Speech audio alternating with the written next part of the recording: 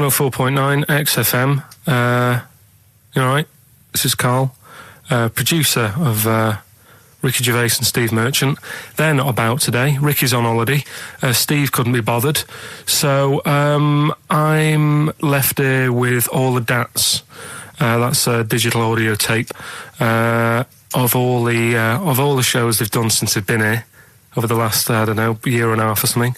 So we'll play you some of the best bits. All right, so here's the first bit. That blew me away, right? That the fact that he got the name, he got the number. Spooky bit, right? I'm walking home. I called you up a couple of times and I left a message on your phone because it was just amazing. Not only was he good at magic, but his maths was brilliant. No, well, that thing adding up to 42 was like, how did he do that? I mean, we didn't even make a big deal out of that. He said that to me. He said, all Carol Vorderman's got is the maths. Do you know what I mean? Imagine him on Countdown. Yeah. He'd even know what they were going to write down. Do you know what I mean? So a bit of a wasted talent. I should see him again about that. I think he's... Right. So I get into my flat, right, and what they do in my flat where I live, they put the post in like these little pigeonholes. Right, and I don't normally check them out. I leave it for Suzanne to do, right? Sure. But this time, for some weird reason, I thought, right, I'll check it, see if we've got any posts. Open it up. There's only this. A letter for Miss Harris. Yep, there it is. Bona fide in front of us. A letter addressed to a Miss Harris. Well, does she live there? No, it's my address. She doesn't live there. Did she ever? Don't know. It doesn't matter. It's weird, isn't it? But we've never had. Normally, I think there was a guy who lived there called Yaki Shoki. Mr. 42. It was definitely wasn't an Harris, right? This is the first time we've had a letter for this woman. Yes. Right. But what are you claiming?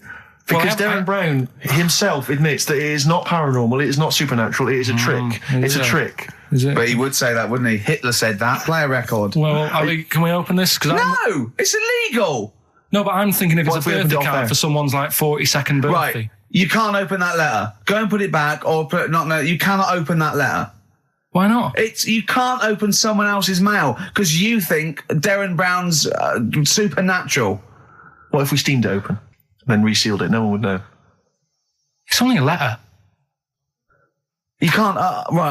You can, but I don't want any part of it. Carl, I think you should open it. No, you open it. I'm not opening it. It's against the law. You should open it, though. We won't open it then. They won't send you to prison. Forget it. You'll get off. Cure? Yeah. Bit of cure? There's no cure, no. I'm looking... Well, I'm tempted to open it. Well, do you want to, Steve? There you go. No, I'm not going to open it, but I think you should, definitely. 6 Different Ways by The Cure from the album The Head on the Door. We've enjoyed that. The head on the door, Carl. Ooh, bit of a coincidence. Spooky, isn't it? It was only 4 weeks ago you were talking about a head and a door. Exactly. Has the door got a number on it? 42. Oh, dear. So we're not opening it? No. Well, I can't open it because as the producer, right? Oh, yeah, because your standing in society is such that they'd make a real example of you. Yeah. A producer of a tin pot radio show once a week. Yeah, he should know better. He can press buttons and talk at the same time. Sending down. But they wouldn't try you in an adult court. You would get away. You would get away with it. Just they'd hear you speaking for a little while, and the judge would end up squeezing your head and letting you off. It'd be like those people who train monkeys to break in. Do you remember down in South London? We talked about it in the past, and they were going around robbing stuff, and they trained them to do it. Yeah, I don't think those monkeys would have got in trouble. It would have been the keepers. So, I think XFM would probably take the rap. Will you open it? No, I can't be seen to open it. No, he's a writer-director. Exactly. So am I. I can't be seen to open it. I'll give it here then. Right, I'm having no part of this. That's against the law, but... Right, I'm having no part of it. Open it. Come on, you've started now. Right. The thing is, right, if it's important, we can say maybe she's listening. But do you need the stress? What it could be anything. What are you going to say? We're going to say, oh, and if you are listening, Mrs. Harris, you have got gonorrhea. Call the clinic. Do you know what I mean? It could be anything. Oh dear. Oh well, I think my talk did well. Well, what is it? Is the number 42 on there? What is it? Can you say? Be careful. What? Let me see what it is. What is it? Dear Sir, Madam, your periodical dental inspection is now due. Would you kindly contact the surgery to make an appointment? Harris, Mrs. Harris, if you're listening, your periodical dental inspection is now due. You might want to contact the dental surgeon that you normally go to. She could have a faulty tooth. 42. 42. 42. I don't believe it. 42. 42. Oh my God. God, that Derren's good. Derren Brown's good, isn't it? Oh dear.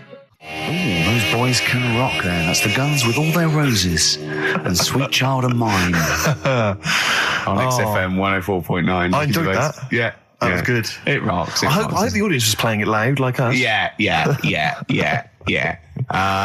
Ricky Gervais, Steve Merchant, Karl Pilkington. Well, look at him yawning. How rude is that? Carl, what's wrong with you, man? Have you been up late? A little bit. Girlfriend was away, wasn't she, yesterday? Yeah, I always have a problem with that.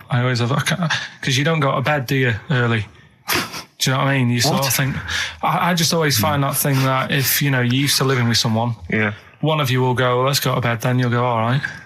But when you're on your own, you go... You just forget to go to bed. I just stay up. Okay, stop eating now, Carl. You've ate all the food. That's just a plate. All right. Okay. Yeah. No, I stayed up and watched... there was a thing on about Dracula. Right. What, Dracula? And I found a flaw in it. Go on.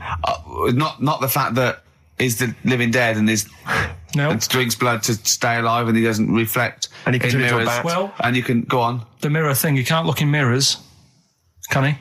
Well, he can look in mirrors, but he can't see himself in a mirror. Yeah. That still doesn't work.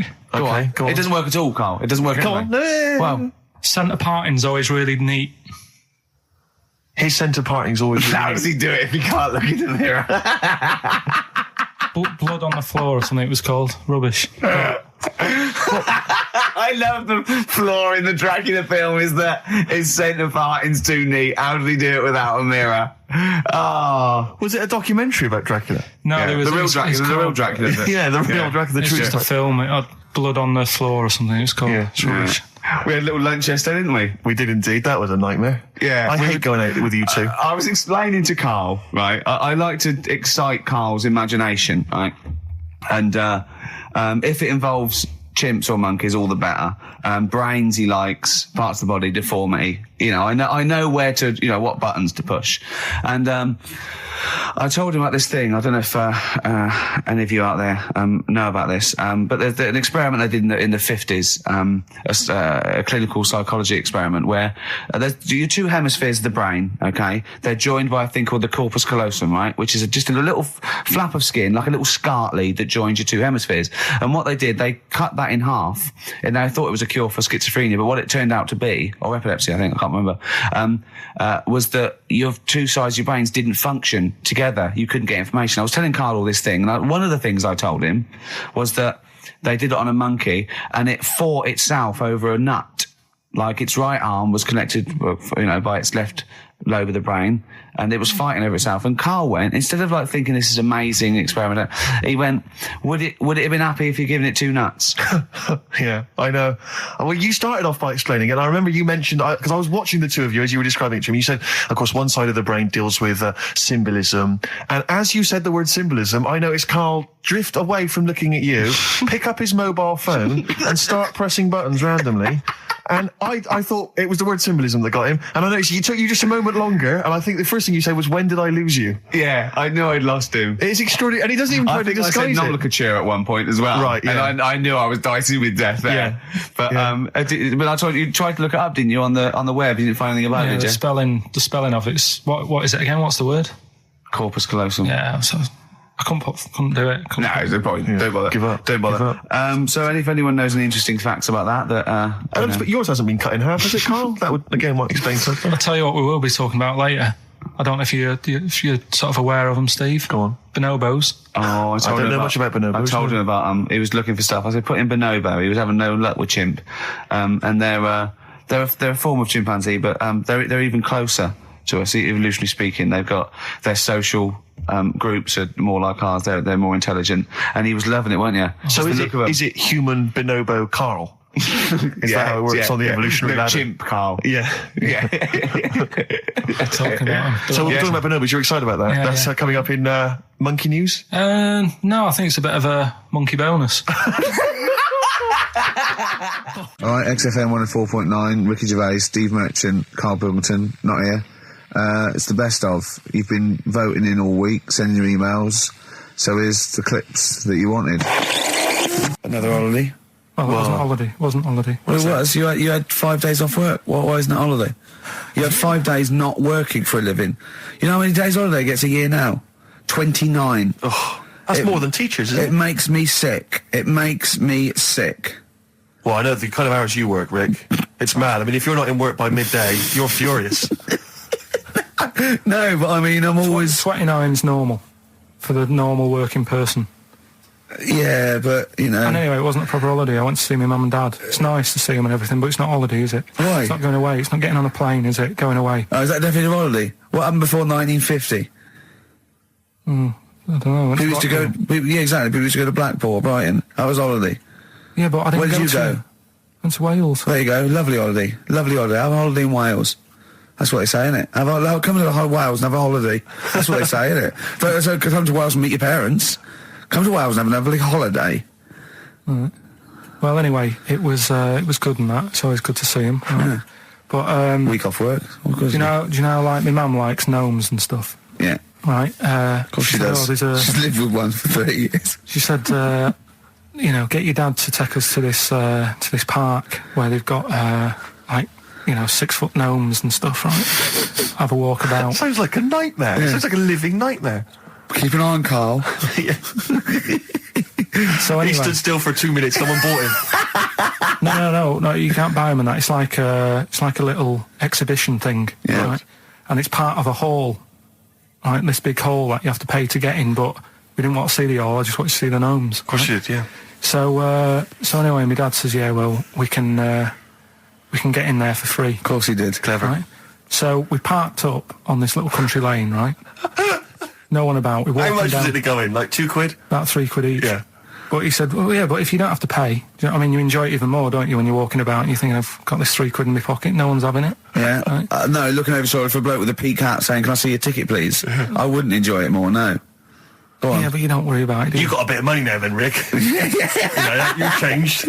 So anyway, so we had to walk across about 4 fields. For £3? Right. And what happened was, we're walking through all these fields and what have you, big grass and muddy bits and all that, 'cause it'd been raining, and climbing over fences and stuff. And we're in this field, right? And I look to my right, and there's about 30 cows all staring at us, right? And Suzanne started to panic a bit. She said, we shouldn't be here. Dad says, of course we can. We're allowed to go wherever we want. You know, all this land, it's ramblers' rights and all that stuff. Yeah. And take a cow if you want, unattended.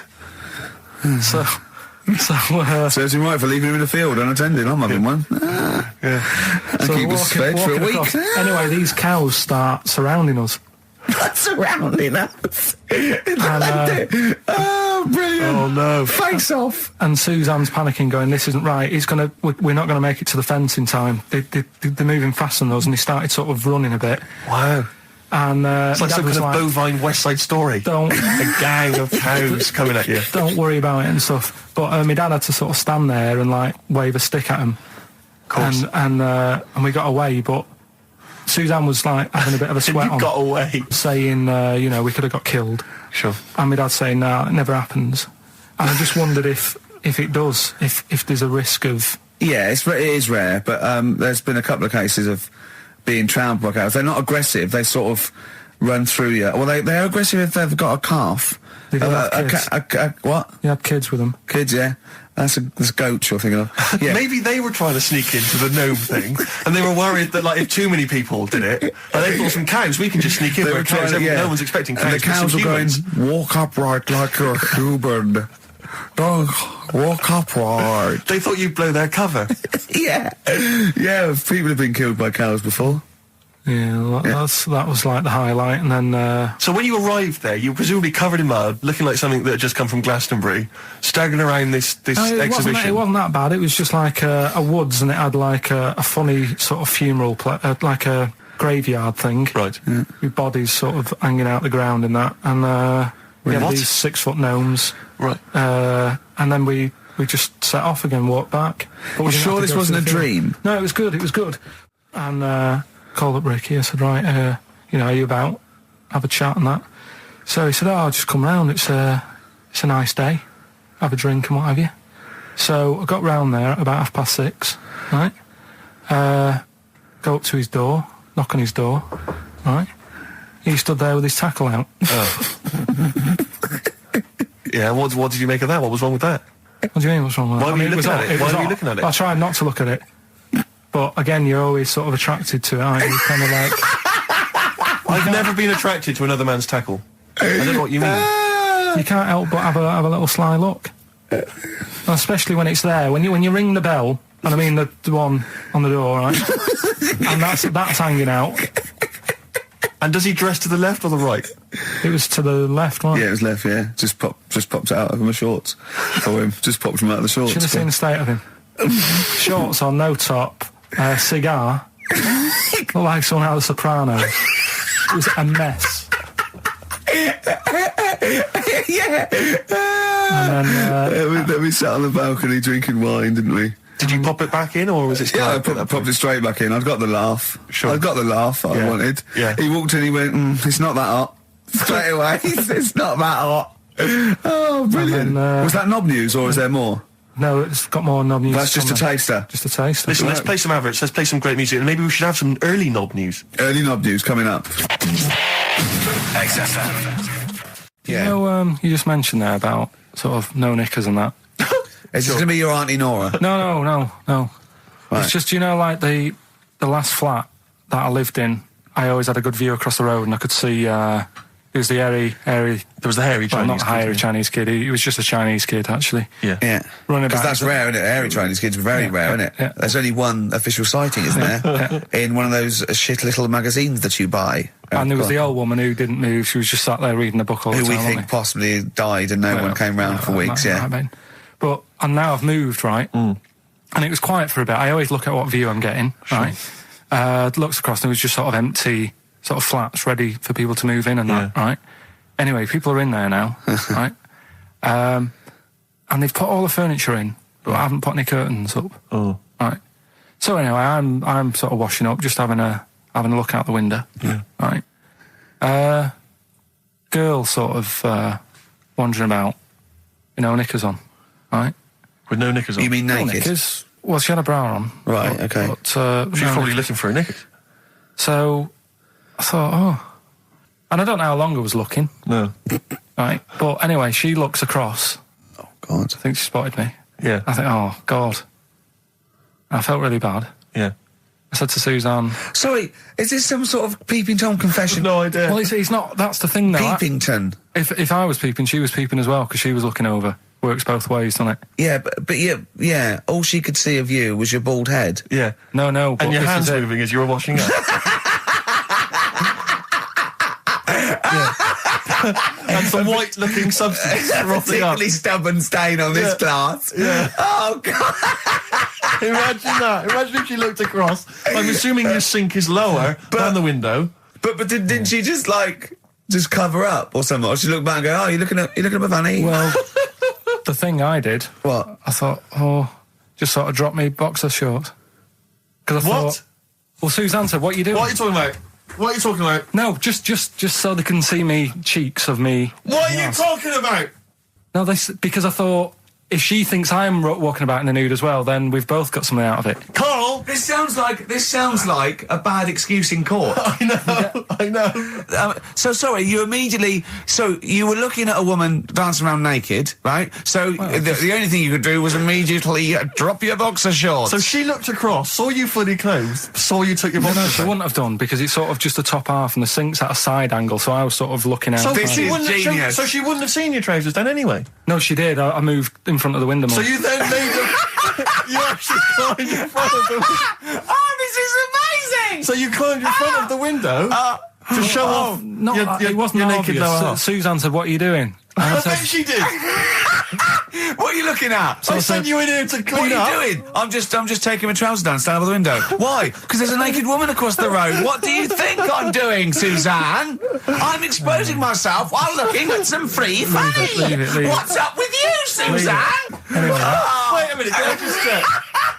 A final question. What did the woman across the way... What happened? What was her I reaction? didn't look again. I just thought you've seen a bit of action as well. We're both happy. Let's leave it. Brilliant. So were you waddling around like a penguin with your trousers around your ankles? I just was walking about, and Suzanne said, "What are you doing?" I said, "I'll explain to you in a bit, but don't look out the window because then it's Excellent. obvious." Then he sees that she calls her husband to look at Carl walking around naked. He goes, "Oh, she's got a... Quick, Suzanne, get him out. There's only one with him. Get some more friends. They've gone one more." Oasis and Songbird. It's a nice little ditty It's all right, yeah. of a It's not so Saturday. bad. Yes, thank you. XFM 104.9, Ricky Gervais, Steve Merchant, Karl Pilkington. I think we should go straight into it, Karl. I think we should do the competition.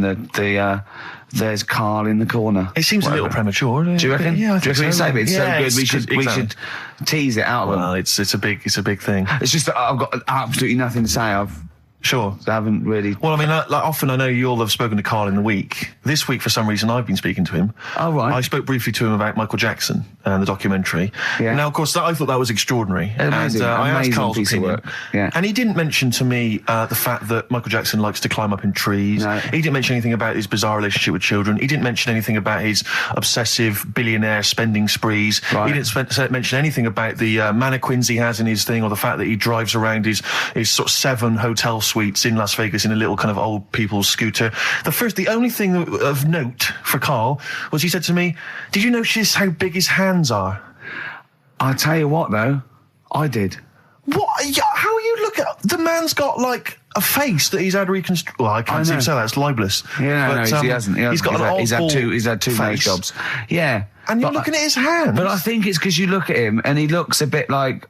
there's a bit of androgyny there, but it's sort of like it is quite a petite sort of old lady's face in a way. But then you see these labourers' hands come out. That's always the way with a tranny, isn't it? You know what I mean? Well, you can't accuse him of being a tranny. No, he's not. No, he's not. What are you saying? No, I know He's got enough issues. Now you're accusing him of being a tranny. I like him. I thought he came out that brilliant. I thought it was really... I really felt sorry for him. No, I think... He cleared up a few things as far as I'm concerned. I thought it was a fascinating piece of work. But I did like the shopping spree. That was great. Extraordinary, because he's just got going such around bad just taste. pointing. I know it was bad taste, wasn't it? It was like one of those bizarre shops. You know what I mean? There's anything, sort of a gift shop, but they're trying to make it look like Ming. But and it's sprayed gold. If he'd been living in a trailer park, he'd have been ordering, one of those porcelain dolls dressed like a Harley Davidson bike rider, or an Elvis commemorative plate. It was the kind of billionaire equivalent of that. But the hands were a giveaway. It's the same as those sort of transvestites. Well, it's like you get. What was it about his hands? Well, you know when you get like a cab driver or something, right? And he decides to turn transvestite at about 60, and he goes on Kilroy. Do you know what I mean? That way, he got a twin set of pearls, and he goes, "I've never felt so comfortable." But his hands are still big. He's got a little wig, and he's got the lipstick on, and he's with his teenage kids who are going, "Kill me." Do you think he's been having surgery on his hands to make them larger? Bigger, yeah. Is that why he was wearing that glove through most of the Exactly, but I think he wants to be a goalkeeper. Right. And they said, you can't, Michael, you got a big hands. It would help him climb the trees. Yeah. And he can play tennis now without a racket. Yeah. So what did you make of it, Karl? Were you intrigued? The Michael Jackson thing. It's, it was all right. The brilliant Blur, Out of Time on XFM 104.9. One of my favourite singles of the year, and that's another thing. We'll be playing our favourite singles of the year, as well as our favourite clips of our own show. Rick, I imagine if people have got a bit of Christmas money, they're wondering what they can spend it on. Office DVD. Well, other than that, these guys have got some ideas. What, adverts? Brilliant. Good to hear that again, isn't it, Steve? Fantastic. Waiting on a Friend by the Rolling Stones. Yeah? Go on then, Karl. On XFM 104.9, Ricky Gervais, Steve Merchant, Karl Pilkington. Go on. Right, this one. Remember Blockbusters? Uh-huh. Right, this one is good, and we'll do this one. Rockbusters.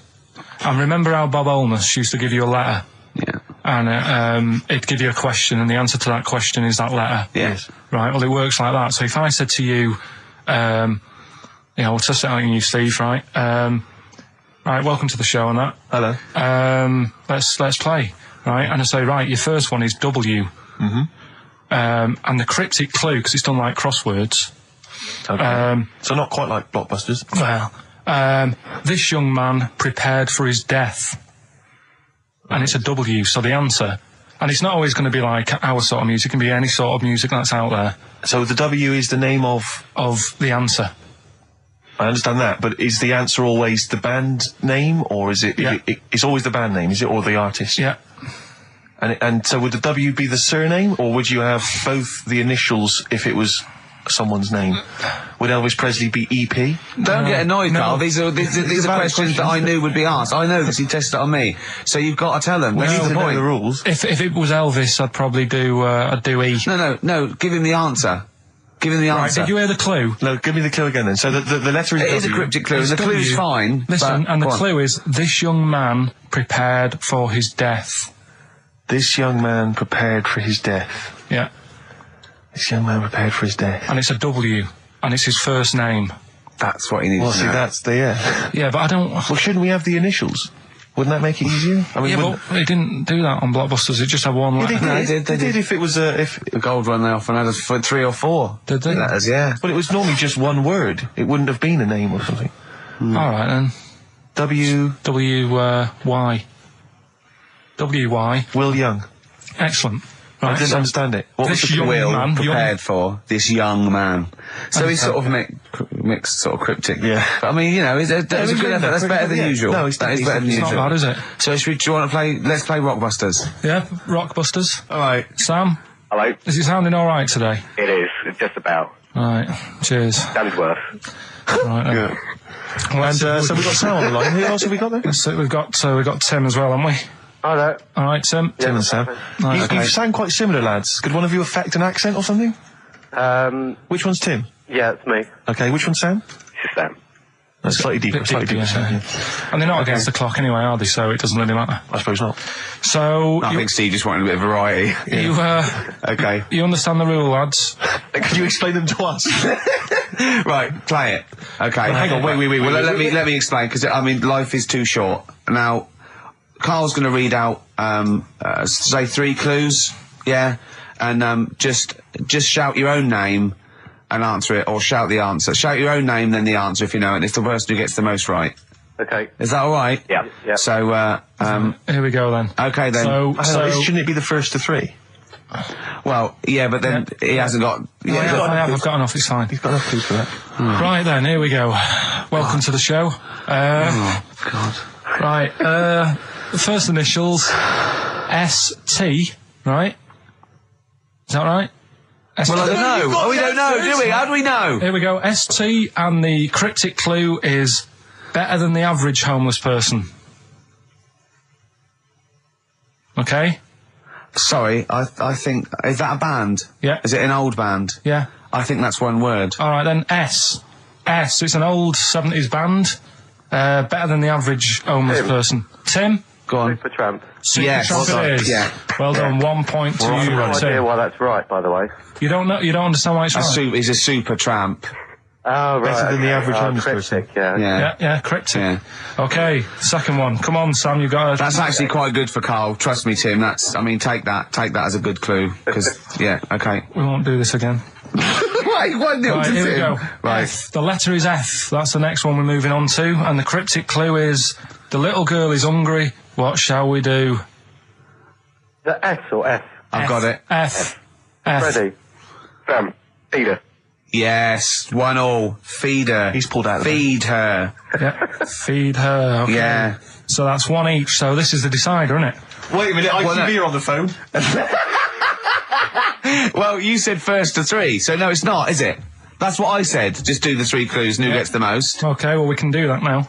So here we go. I love this. This is rubbish. Go on. So here's the last one. The initials are AK, right? And the cryptic clue is exploding pet. Shout out your name if you know it. Last orders at the bar, please. Last orders at the bar. Exploding pet. AK. You're tuned to XFM 104.9, Karl Pilkington's quiz, Rockbusters. The format is still available. The highest bidder, please give us a call, or you can email ricky.gervais@xfm.co.uk. Is it a band or a singer? I'll give you a bit more of a clue. It's a pop band. Okay, we wouldn't. No, Tommy Kissem. Yes. Hey. Oh, this is amazing radio. So who was that won? That was Sam who won. So it's 2-1 to Sam. So he wins. What does he win, Carl? He wins some CDs and some videos. No, he's got obviously now, Sam, if you're ready, take the spot. You're going to do the gold run. Away you go, Carl. I haven't got any more. You're a fool. Right, stay on the line. We're giving both some presents. Play a record for. Rick, I'm going to shoot off. I can't do that. Well, listen, still to come, right? We've got the monkeys thing. Oh, chimpanzee that. And when I was out last Sunday, right, at Johnny's birthday party, Steve was there. Yeah. Got talking about stuff. And a debate that we didn't really finish cropped up. It blew your mind, didn't it? Amazing. Oh, I know about this. Steve told me. This is the infinite amount of monkeys. Or a monkey with a typewriter and an infinite amount of time would eventually come up with the works of Shakespeare. Yeah. There was no debate. It's a philosophical, mathematical problem. There's no debate. It's true. It wouldn't happen. No, listen, Carl, listen. Infinity sorts it all out for you, right? An infinite amount of monkeys at a typewriter, right? They do everything. They type everything. Infinity just sorts it all out for you. There's no getting to it and they're going, oh, well, let's have a look what they've done. This one's come close. Did Romeo and Juliet. It would do it all. It would type everything ever possible, conceivable. Yeah, but... It's a mathematical... Well, we've heard your side of the argument, Rick. And I'll be honest with you, it's a persuasive one. But let's hear Carl, because he heard about this in a pub last week. Yeah, so he's got some strong What's your problem with it? What's your problem with it? Well, first of all, right, you're saying it's a load of monkeys. It's not just one monkey that depends. can live forever. No, wait. It's either a chimpanzee with a typewriter with an infinite amount of time. He would eventually, by definition, mathematically, type everything ever possible, okay? Or it's an infinite amount of chimps with typewriters, and one of them will type it first time. But already that's not right. You either need to have What do you mean? monkey. What? You mean employment laws? What do you mean it's not right? Let's hear him out, please. Okay. If it's one monkey with a typewriter that's got loads of ink in it and that, right, at least it knows where it's done in the past. It's not... Keep going. Crime. If you've got a load of monkeys, it's like if you have too many, what's that saying about too many chefs? Too many chimps spoil the soup. Right, well, it's the same thing. It's like, well, I didn't tell you to put salt in it. I was going to put salt in it, and it messes it up. Whereas if it's just one, they know what's gone on. So what I'm saying is... just leave him go. I can't be bothered, I want to hear. I want to hear the rest. This blows my mind. He doesn't know what this does to me. It's a mathematical problem. I want to hear the rest. Well, it's just... I just don't think it will happen. What do you mean you don't think it'll happen? Infinity works it out for you, by definition. Well, what's stopping them typing the same thing again? They would.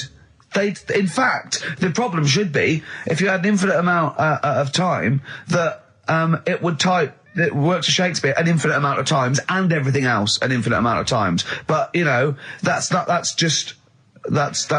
But not Shakespeare. Oh! Shut up! You idiot! Rick, do you know what he said to me? I said to him, I explained it to him. I said, you've got an infinite number of monkeys, infinite number of typewriters. They will type the complete works of Shakespeare. He said, have they read Shakespeare? You're an idiot! Play a record. Said, no, I'm not having this conversation. Not doing it from I'm not having it because it really, really winds me up. But you're saying they'll do it with no spelling errors. Well, they do it an infinite amount of times. And they do it wrong an infinite amount of times. And they spell the last full stop wrong an infinite amount of times. And they get one thing wrong in Hamlet wrong an infinite amount of times. They do everything an infinite amount of times. But are they going off a story that they've... Play a record, Carl, because I'm going to knock you out. I'm just saying... Shut up! Do they know the story? Oh, they're monkeys! Oh, Christ. No, right, okay. Right. The Cure, obviously. Yeah. Right, Carl's been taking phone calls for these clues. Right, and so everyone's been saying the same thing for the last one. He's been going, no, and I'm worried. I'm always worried. FD. I just overheard him on a call. They're going, what have I been saying? Oh, no, it's FP. Dickhead. Right, give me the clues out. It's a rollover. Right, tell people, we're really sorry to anyone who would have got that right. Okay, right, do the clues quickly. Tell them it'll be a rollover, so we have to do 3 new ones. Do you not write these down, I don't write the answers down in case Ricky looks over the thing and sees the answer. Why would I cheat? I'd rather you do something right with your life. Right, well, the clues were I've got 3 other jumpers like this one. Yeah. That was FT. Yeah. You got that, 4 tops. Yeah, that's all right. Good, well done. That bunch of people can't make up their minds if they want to sit in the sun or not. That was C, they were getting that. That was charlatans. Charlatan, right? A bunch of them, charlatans, right? What do you mean? What's Charlie? No, it's like, shall I go out? Shall we? Charlatans. They got it, right? Where I went wrong with this one, the Jamaican fella, he had to have some aspirin. Why? It's my fault, you know, I'm not cutting, there's no point passing the buck or anything. I said FD, a lot of people were saying, Fred Durst, like, forehead hurts, which is a good one. Yeah, which would have been as good as any of yours. But I made an error, so we'll roll it over. No. What is the answer? What is the answer? Over. Jamaican fella what? Add some aspirin, why do that? What's the thing? FP. FP, it was Frida Payne. Frida Payne. Frida Payne. Frida Payne. Frida Payne. That's awful. Carl, you've got to write these down next week. This is I'm right. sorry, You're the producer. I know, but I've had a busy week, haven't I? That's not an excuse. That isn't an excuse. Our excuse is we don't care. Yeah. You do put care. the work in and then make a mistake. Yeah. It's better not to try than try your hardest and be rubbish. Do you see what the point? We don't care. But you've got standards. Yeah, and you're not meeting them. Think of that. You're not even reaching your standards. God. Right, well, that's that, I guess. Well, the prizes will be giving those away next week. Again. Just completely... Song for the ladies to end the show with. It's from Nick Cave's new album, Nocturama. This is a track called He Wants You. Back next week. Remember, Frida Payne. This is the Best Of Show on XFM 104.9. I'm Ricky Gervais, with me Stephen Merchant. Yes. I hope you're enjoying the Best Of. I know what you're thinking. If this is the best, my Christ, what was the rest like? Well, we'll be back in a week's time, so you can judge it for yourself live. But anyway, in the meantime, this is one of the best clips I've ever heard. Oh, I'm laughing just thinking about what it might be. Do you know why people tink the glasses before they have a drink? Why they tink? The verb to tink. I do know that, Carl. Is it about poison? It is. Here we are. What, would it make a different noise? Nope. Brilliant. Go on, explain Why? it. You explain it, Steve. No, don't, Steve. You explain it, Carl. Go on. Oh, I've started, so I'll finish. Go on, Carl. Explain why they tink the glasses. Ages ago, Yeah. only people with money had drinking or something. That's like one of my film reviews. Years ago. Welcome to History Now. Now, ages ago, only people with money had drinking or something. Keep going, Carl. Keep going. Like spirit and stuff. So they'd it's like businessmen with money. It's easy for you to say. This is getting to be cruel, isn't it? This is amazing. Yeah, go on. Why did you open your mouth, Carl? What were you hoping was the best that could happen? Because you were trying to make me look stupid before with the planet, so I'm not... Whereas you know... Yeah, go on, no, come on. Businessmen with money. I've got to drink and ching. Okay, so then with all the drinks. So they'd nip round to have a chat about whatever they're earning money with, and they'd say, right, do you want a drink then? And they'd go, oh yeah, that'd be all right.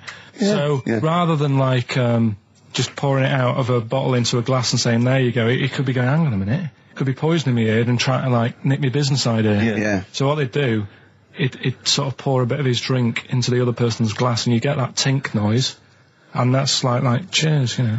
No, Carl, I just have a slight amendment there. I think what it was you're absolutely right that they would then test each other's drinks to show that it wasn't poison. But over the years, that was reduced to just chinking the glasses by way of saying, let's not actually bother going through the whole rigmarole. They just did the chinking of the glasses. Yeah, that's good. It was exhausting though, wasn't it? I know. Was it worth it, do you think? Well, I like that, because people carry that with them now. When they do that, they'll think, oh, that bloke's definitely not trying to poison me. Yeah. So the horrible thing is that now, when I do the glasses, I can laugh and go, they don't know I've poisoned them. Exactly. You should always do the pouring back and forth. It's a shortcut, it's a slippery slope, you know, just be careful. Karl Pilkington in the chair now, the talked about, the acclaimed Educating Ricky. Right, well, just in case anyone's new, doesn't normally listen, basically, I'm educating Ricky. Do a bit of research in a week, find stuff, news, history, anything that's interesting. 3 stories, I give them a nice little headline. You take your pick. Between now and 3, you're going to learn 3 things. Yeah? Yeah. So, the headlines are, I'll be no buying one of them. Give us that again. I'll be no buying one of them. Nice, okay. Yeah. We've also got Hypotenuse. Okay. Okay. And can you believe it? Can you believe it? Well, I'm going to go for Hypotenuse. Hypotenuse? Hypotenuse. Right, well, this one, it's... I'm not going to take the credit here. I heard Christian talking about this on breakfast, right? Because it's a good story that happened. Basically, I don't know if I told you about it last week when we were having our spaghetti, but I think you did. Right, I know what it is. I know what this is. Okay, I've not heard this. Right, there's a little midget. Right, there's a circus. I'm loving it already. Circus going on somewhere. I think it was in America. And is that present day or old times? I'm talking like in the last 3 weeks. Okay. Right, little midget. Circus, really packed out show. People are loving it. Steve, you'll ask the same question I did. I know. So there's a little midget jumping up and down on a trampoline. That's what circus is. Right. I pay good money to see it. So everyone's clapping, and he's getting carried away. Because he can't believe they're loving it. I didn't know they'd like a little person on a trampoline, but they love me. But you know what it's like when, if there's a crowd of people sort of encouraging you to sort of go higher and stuff. Yeah. And I'm sure he knew it was getting out of hand. But he was jumping and he was coming down the road going higher, and he's going really high in the air, right? So he's doing this, crowd are clapping. There's a hippo, right, just sat next to the trampoline, getting ready to come on and do his act. Oh, right, I thought he was in the audience. There's a hippo getting ready to do his act, Steve. Yeah. So he's a ventriloquist.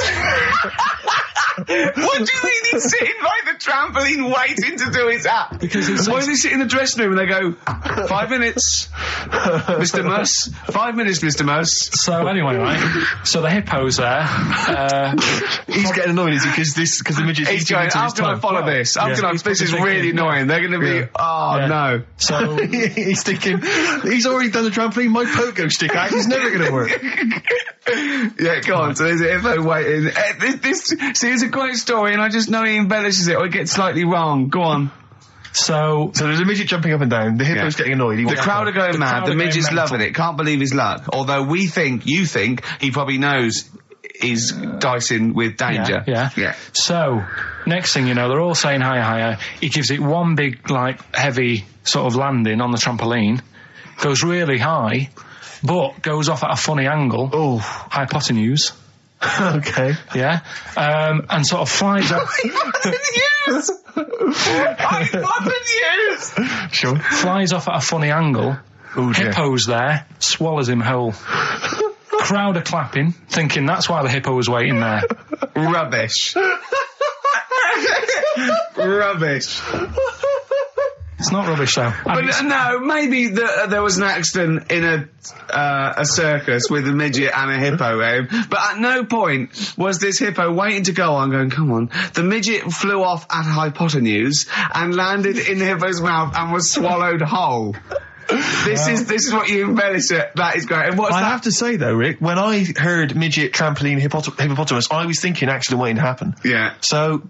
Yeah, maybe. I mean, it is that you should never put those three together. Never. It's a recipe for disaster. Everyone knows that. Midget, trampoline, hippopotamus. Are you mental? You're asking for trouble. Well, you know when he told me it, he said, and the midget. He didn't mention the hippopotamus, and he said the midget went on, and soon he fell off, and the hippo ate him. And I said, sorry. What was the hippo doing there? He went, it's a circus. I've never heard of a circus having a hippo. No, what do zippos do? What can they do? You can't train them, can you? Aren't they, like, very deadly? They're huge, aren't they? You can't have a hippo in a circus. Are you sure? You're not thinking of Zippo? He's neither kind. Yeah.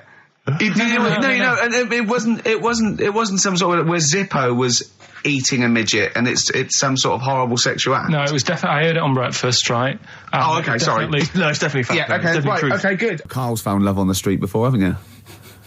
How's it going with your bird, Carl? Are you married? No. How long have you been out with her? 7 years. Because, I mean, you're quite a simple man. Yeah. You're sort of a simple In a nice way. ways. I mean, yeah, you're like Helen from Big Brother. Yeah, you're sort of nice enough, but I look normal. well, yeah, you sort of do. But you could be one of those that just suddenly go mental with a pen. Yeah, do you know just what I mean? stab people through the eyes. Yeah, you sort of look normal. But if I wouldn't really want to wind you up to a point of frenzy. How did you meet your girlfriend? Through work. What, through her work? What, you phoned up and said... We worked at the same place. Oh, you're right. Yeah. You're quite an enigma, aren't you? Could you give us more on that? At work. You met her at work. What, she came in selling sandwiches? She was going through the bins outside. What do you mean you met her Why at are you work? having an attack on me? You're the one who's sad and lonely. Oh, he's done you again. Yeah, but what I thought was interesting was I just scratched at him and he just went mental. Yeah, no, it's like a but bear caught in a trap. It's funny, isn't it? You'll never learn. Carl. No, I was just interested to find out what the story was, because it might be a really romantic story. Well, it's not. All right, jeez. I love the fact he doesn't want to talk about his love affair. I was thinking about you in the week, and like, does it worry you? I mean, you sort of joke about it now, and we're talking about it in the office, you know, like, oh, is Steve really touchy about the way he looks? And, Oh, what's this? Where's that come from? He's done it again. He's done you again. I was walking home the other night, and I was thinking about it. And do you worry that when you're old, you will be on your own? You did start it, though, didn't you? Well, Carl, I'm glad you've brought this up. because I mean, for me, you know, a lightweight, frothy entertainment show on XFM on a Saturday afternoon is exactly the place where I want to discuss the desperate, lonely future that's inevitably coming my way. Oh, God. I'll tell you what will cheer you up and forget all that. A bit of Embrace. Oh, one of the most hated bands. Probably you're thinking, Rick, isn't it time that we do our usual roundup of what's been happening in the news? Yeah. Which we always do every week. Yeah. We always do something, which is, I mean, basically, if you're listening and you're a new listener, say you work at a newspaper, we always try to be informative, just try and put stuff out there that just educates people, informs What are you people. thinking? Well, I said Monkey News is coming up, but what have you got? No, I was just looking on the net there and just found a couple of quite important news stories, probably worth mentioning. Policeman caught photographing. I don't know why it makes me laugh. It's just the phrasing, I suppose. It's a headline. Policeman caught photographing up woman's skirt. No, he wasn't up there taking a picture of Big Ben. He wasn't going, can I just sit up here? I'm just going to take a picture of that seagull over there. No. He was facing the camera up a woman's skirt. He was indeed. Right. A policeman in Japan is facing disciplinary measures after he was caught photographing up a woman's skirt with a hidden camera while on duty. The 42-year-old sergeant, who's not been named, used a digital camera to secretly snap the shots when the woman was reporting a stolen bicycle. So he was actually doing his proper job.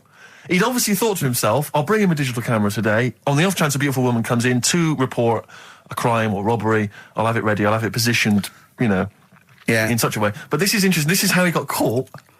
Okay? The woman became suspicious after she saw a flash go off. brilliant. I mean, this Not a secret at all. Sorry, did I just see your shoe? Your shoe just seemed to just spring into life there. It was light. There was light. Yeah, I think I've had someone set fire to some magnesium that was on the end of it. It won't happen again. But it's only you and I in here, and your shoe was just suddenly lit. Why are you standing like that? Why is your shoe just sort of like between my feet? There's no reason. This is how I always stand. What did the bike look like? Flash? So, are you taking pictures of my family? No. And no, I'm not. And you should be wearing knickers anyway. Well, how do you know that? What? How did you know I'm not? How did I know what? I'm not wearing any... I didn't know you. I don't know what you've got up there. Well, I don't know what it looks like, and there's no way I could. Of course, it would be roughly that conversation in Japanese. I know, yeah. 4.9, I'm Ricky Gervais, with me Stephen Merchant. It's the best of. You've been voting in all week, sending your emails, so here's the clips that you wanted. Wu-Tang Clan and Gravel Pit, we love that, don't we? I love it, yeah. Yeah, brilliant. Classic track. We're talking about embarrassing stories and stuff, and I don't know if I've told this on the radio before. Have I told you, Carl? I'm not sure. But this was when I was working at the BBC. This is not even long ago, and I'd moved to London, and I was fairly new in London. And I was working at the BBC, and I had this BBC hire car, and I've never told it. If there's anyone listening who works for the BBC, I don't know if I can still get in trouble for it. But this BBC hire car, and it was like I'd been ferrying kind of actors and people and production people around all day in this car. And I was driving back, it was quite late, it was about sort of 7 or 8, and I was driving back, and I pulled in to get some petrol to fill up the car every day. And I went into this garage to fill up some petrol, and I was there, and two blokes came in a white van, right? They pulled into the forecourt, and I was filling up the car, and they went, "Hey, do you want to buy a couple of speakers?" And I said, "Yes, I do." Yeah. Because I'll tell you the reason. It was like I was so flattered that they thought I'd be the kind of bloke who would A, need some kind of classy speakers, and B, would like to buy them on the sly. Do you know what I mean? Yeah. I thought, they like the They've seen me. They've seen I look a bit of a hustler. Exactly. Yeah. I'm a street sort of guy. You can see by the way I use my walk. Exactly. Yeah. So I couldn't believe my luck. So they drove behind the garage, the little sort of garage bit at the back, and I went round there, sort of casually went round there, sort of locked the car, went round there. They went, open the back. You had 2 speakers in there. I said, "Are you sure these aren't knocked off, mate?" He went, No. We work for Dixon's. This is a story he spun me. We work for Dixon's, right? And we're delivery men. And if we make a delivery and the person's not there to sign for the goods, then we have to bring them back to the warehouse. But if we can sell them on the way back, then that's really good for Dixon's. Dixon's must love that. And instead of thinking, are you sure some kind of troubleshooter did someone going to go into Dixon's and go, you're not getting in the garage forecourt market? Jones. Exactly. Get a couple of lads in a white van. Exactly. Yeah. So anyway, so I sort of bought this story, and I was a little bit dubious, and I went, right, let me hear them then. And he wired them up to the car stereo, and boom, boom, boom, they're playing. So it was some groovy hip-hop. I was thinking, great, these guys know what I'm into. Yeah. And he's giving me the talk and stuff.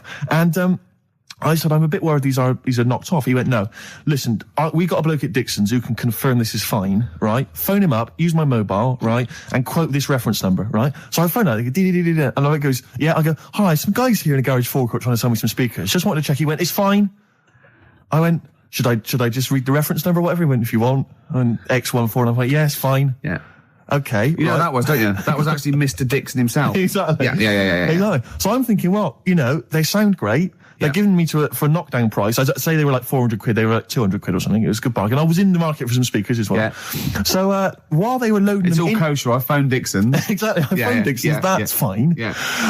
So while they're loading them in the back of the BBC hire car, right, I'm in there paying for the petrol, right, and the guy who's serving goes, all right. He goes, what were you doing around the back with those blokes? Right? Because obviously there's security cameras filming this whole transaction, right? And he goes, what are you doing around the back? And I went, brilliantly, there's some old mates. Some of my mates were just having a chat and that. He went, oh, right, okay, like giving me obviously the evil eye. So I went back to the van. So I'm in the car now and I'm driving with one of the blokes who's in the van with me because I didn't have the money on me. So I had to go to the cash point to get the cash, right? So I'm driving with him and the other guy's following me in the van and he was like a northerner like you and he was giving it all all right, I tell my girlfriend's a DJ, she's got some of these speakers, they're fantastic, and he's giving me this. And then my mind starts working. Now that I've got a bit of time to think, I'm thinking, wait a minute, this all sounds a bit dodgy. Yeah. It dawned on me, Rick. Fool, you're streetwise. Exactly. You're streetwise, Steve. Not only that, I was thinking, how am I going to get them home? I've got to drop the car off at the BBC. How am I going to get these huge speakers back to where I live? And how can I pay for them? Because I've just spent £100 on Find the Lady with a couple of blokes in the square. It seemed like a fair game. Some of his friends were winning. But so I explained to him, I said, I can't get them back to like Brixton where I was living at the time. He went, don't worry, give us an extra 20 quid, we'll take them home for you. Oh, that's good. Delivery. They do a whole service, you see. And there's also a backup guarantee. Did they have the guarantee, the 3-month guarantee? They didn't. No. But I said, I'm not sure about that. He went, well, why don't you put them in a cab, send them back, and your housemates can collect it? I was like, oh, no, there'd be no one in. And I was beginning to sort of get a bit conscious of like, maybe this was a bit of a scam after all. So I pulled into like a little side road. I said, I'm not sure I'm into this now, actually. He went, what are you talking about? It's 200 quid for a pair of speakers. It's a bargain. You never get a bargain like this, mate. I'm going, not too sure, actually. I don't think I want them. He went, 150 quid, mate. 150 quid. I went, no, he's 100 quid now to you. And I'm thinking, wait a minute, this doesn't sound like the kind of work that Dixon's would be doing. Dixon's don't do that when I go in. This is it. Dixon's never negotiate in that way. When I go there, look around and I leave, they go, where are you going? Exactly. I go, we'll have anything then. Have anything for a So quid. I stopped the car and the white van pulled up behind me with his mates in. Sure. And And I said, can you get them out? I'm not interested. And he went, 100 quid, mate. Oh, you, and he was just going, you tosser, you obviously want some speakers. And he was having a go at me. So I was carrying the speakers out and putting them back in the white van. And he was just shouting at me. He was going, 70 quid. I was like, 70 quid from 200? This is ludicrous. You realise that wasn't Dixon's policy then. Exactly. They don't usually shout you tosser as you leave the shop and walk down Camden High Street. They're not usually shouting you tosser. You should have took the offer of like the monthly payments they've got on at the moment. So I eventually put them in there, and I sort of knocked the deal on the head, and I got back in my car, and they were in theirs, and I just looked in the rearview mirror, and they were punching the dashboard, like with aggression and venom, like we let that deal slip through our fingers. And I've never been so terrified in my life. I just sat there, and I was just thinking, oh my God, all I was thinking now is, what if I go back to the BBC, and they go, we've had a call from the police, the man at the garage, he saw you doing a dodgy deal. I love it. Yeah. Well, what you do is you put the hire car in a drain in your front garden, and then go in and out of the toilet, just pouring bleach down, or Ajax, and they never know. One of my uncles, right, Tattoo Stan, he's just caked in them. Tattoos. Right. I don't think he's my proper uncle, but he's just like my dad's got. Tattoo Stan. No, my dad's got. That's a province in Russia, isn't it? My dad's got loads of mates who. When you say he's not your proper uncle, do you know, like when just a bloke someone who used to comes hang around around, with the all school? right, Uncle Stan. Yeah. Do you know what I mean? And my dad had loads of mates like that. There was John the Screw. Right. So he either works in a prison or he likes to have sex. Cab driver. Okay. There was Jimmy the Hat. I don't know where he Jimmy did. the Hat? Yeah. And, did he wear a hat? No. No. There was Fred the Veg. You sure he wasn't a relative? Sorry. Fred the Veg used to get us like big bags of potatoes and that. Fred Veg, okay. And there was Tattoo Stan. Right. And he was just caked in them. And I used to always look at him thinking, why have you done that? I must have only been like, 6 I or suppose 7. if you're born with a name like Tattoo Stan, Exactly. you're destined, aren't you, were really? they like a 1950s gang? I'm worried about doing a bank job. What was his name? The Hat? What was his name? Jimmy the Hat. I'm worried about Jimmy the Hat. Yeah. Not having a hat. I don't understand Are it. you sure he didn't have a hat? Not when I met him. Did he ever wear a hat? I didn't see him that much. Do you think it was a joke, like, when your mate's sort of like, 8 foot and huge, you call him Little John or Tiny? Do you think the fact that he never wore a hat? Yeah, they went, hold on, I've noticed something about Jim. Go on. No hat. And I go, oh, true, let's call him Jim the Hat. Jimmy the Hat, yeah. But my Uncle Stan, he had like loads of them. He did them himself. Oh dear. And it was always that thing. God. What was it things like? He had like the cross. cut here, Made in Britain. And if you're going to do them yourself, I'd say at least make sure you're sort of a good drawer. Yeah. And don't do it in the mirror so it comes out backwards. Well, that was the other thing. But like, I remember he did. Names are all right. He had like all his kids' names down his arm. And, what are they called? Yeah. Oh, God, it's Tattoo Stan Jr. Yeah. And Paul shits the bed. I'm trying to. Oh, Wabbai Kate. Yeah. But he had. Frankie never amounts to anything. Oh, God. So he had like. Johnny, I don't think he's mine. So he did all this. I don't even know why I'm telling you about tattoos. No, nor do I, Carl. Right, there was this. This is what it's like about getting presents and stuff, right? With my mum and dad. Go on.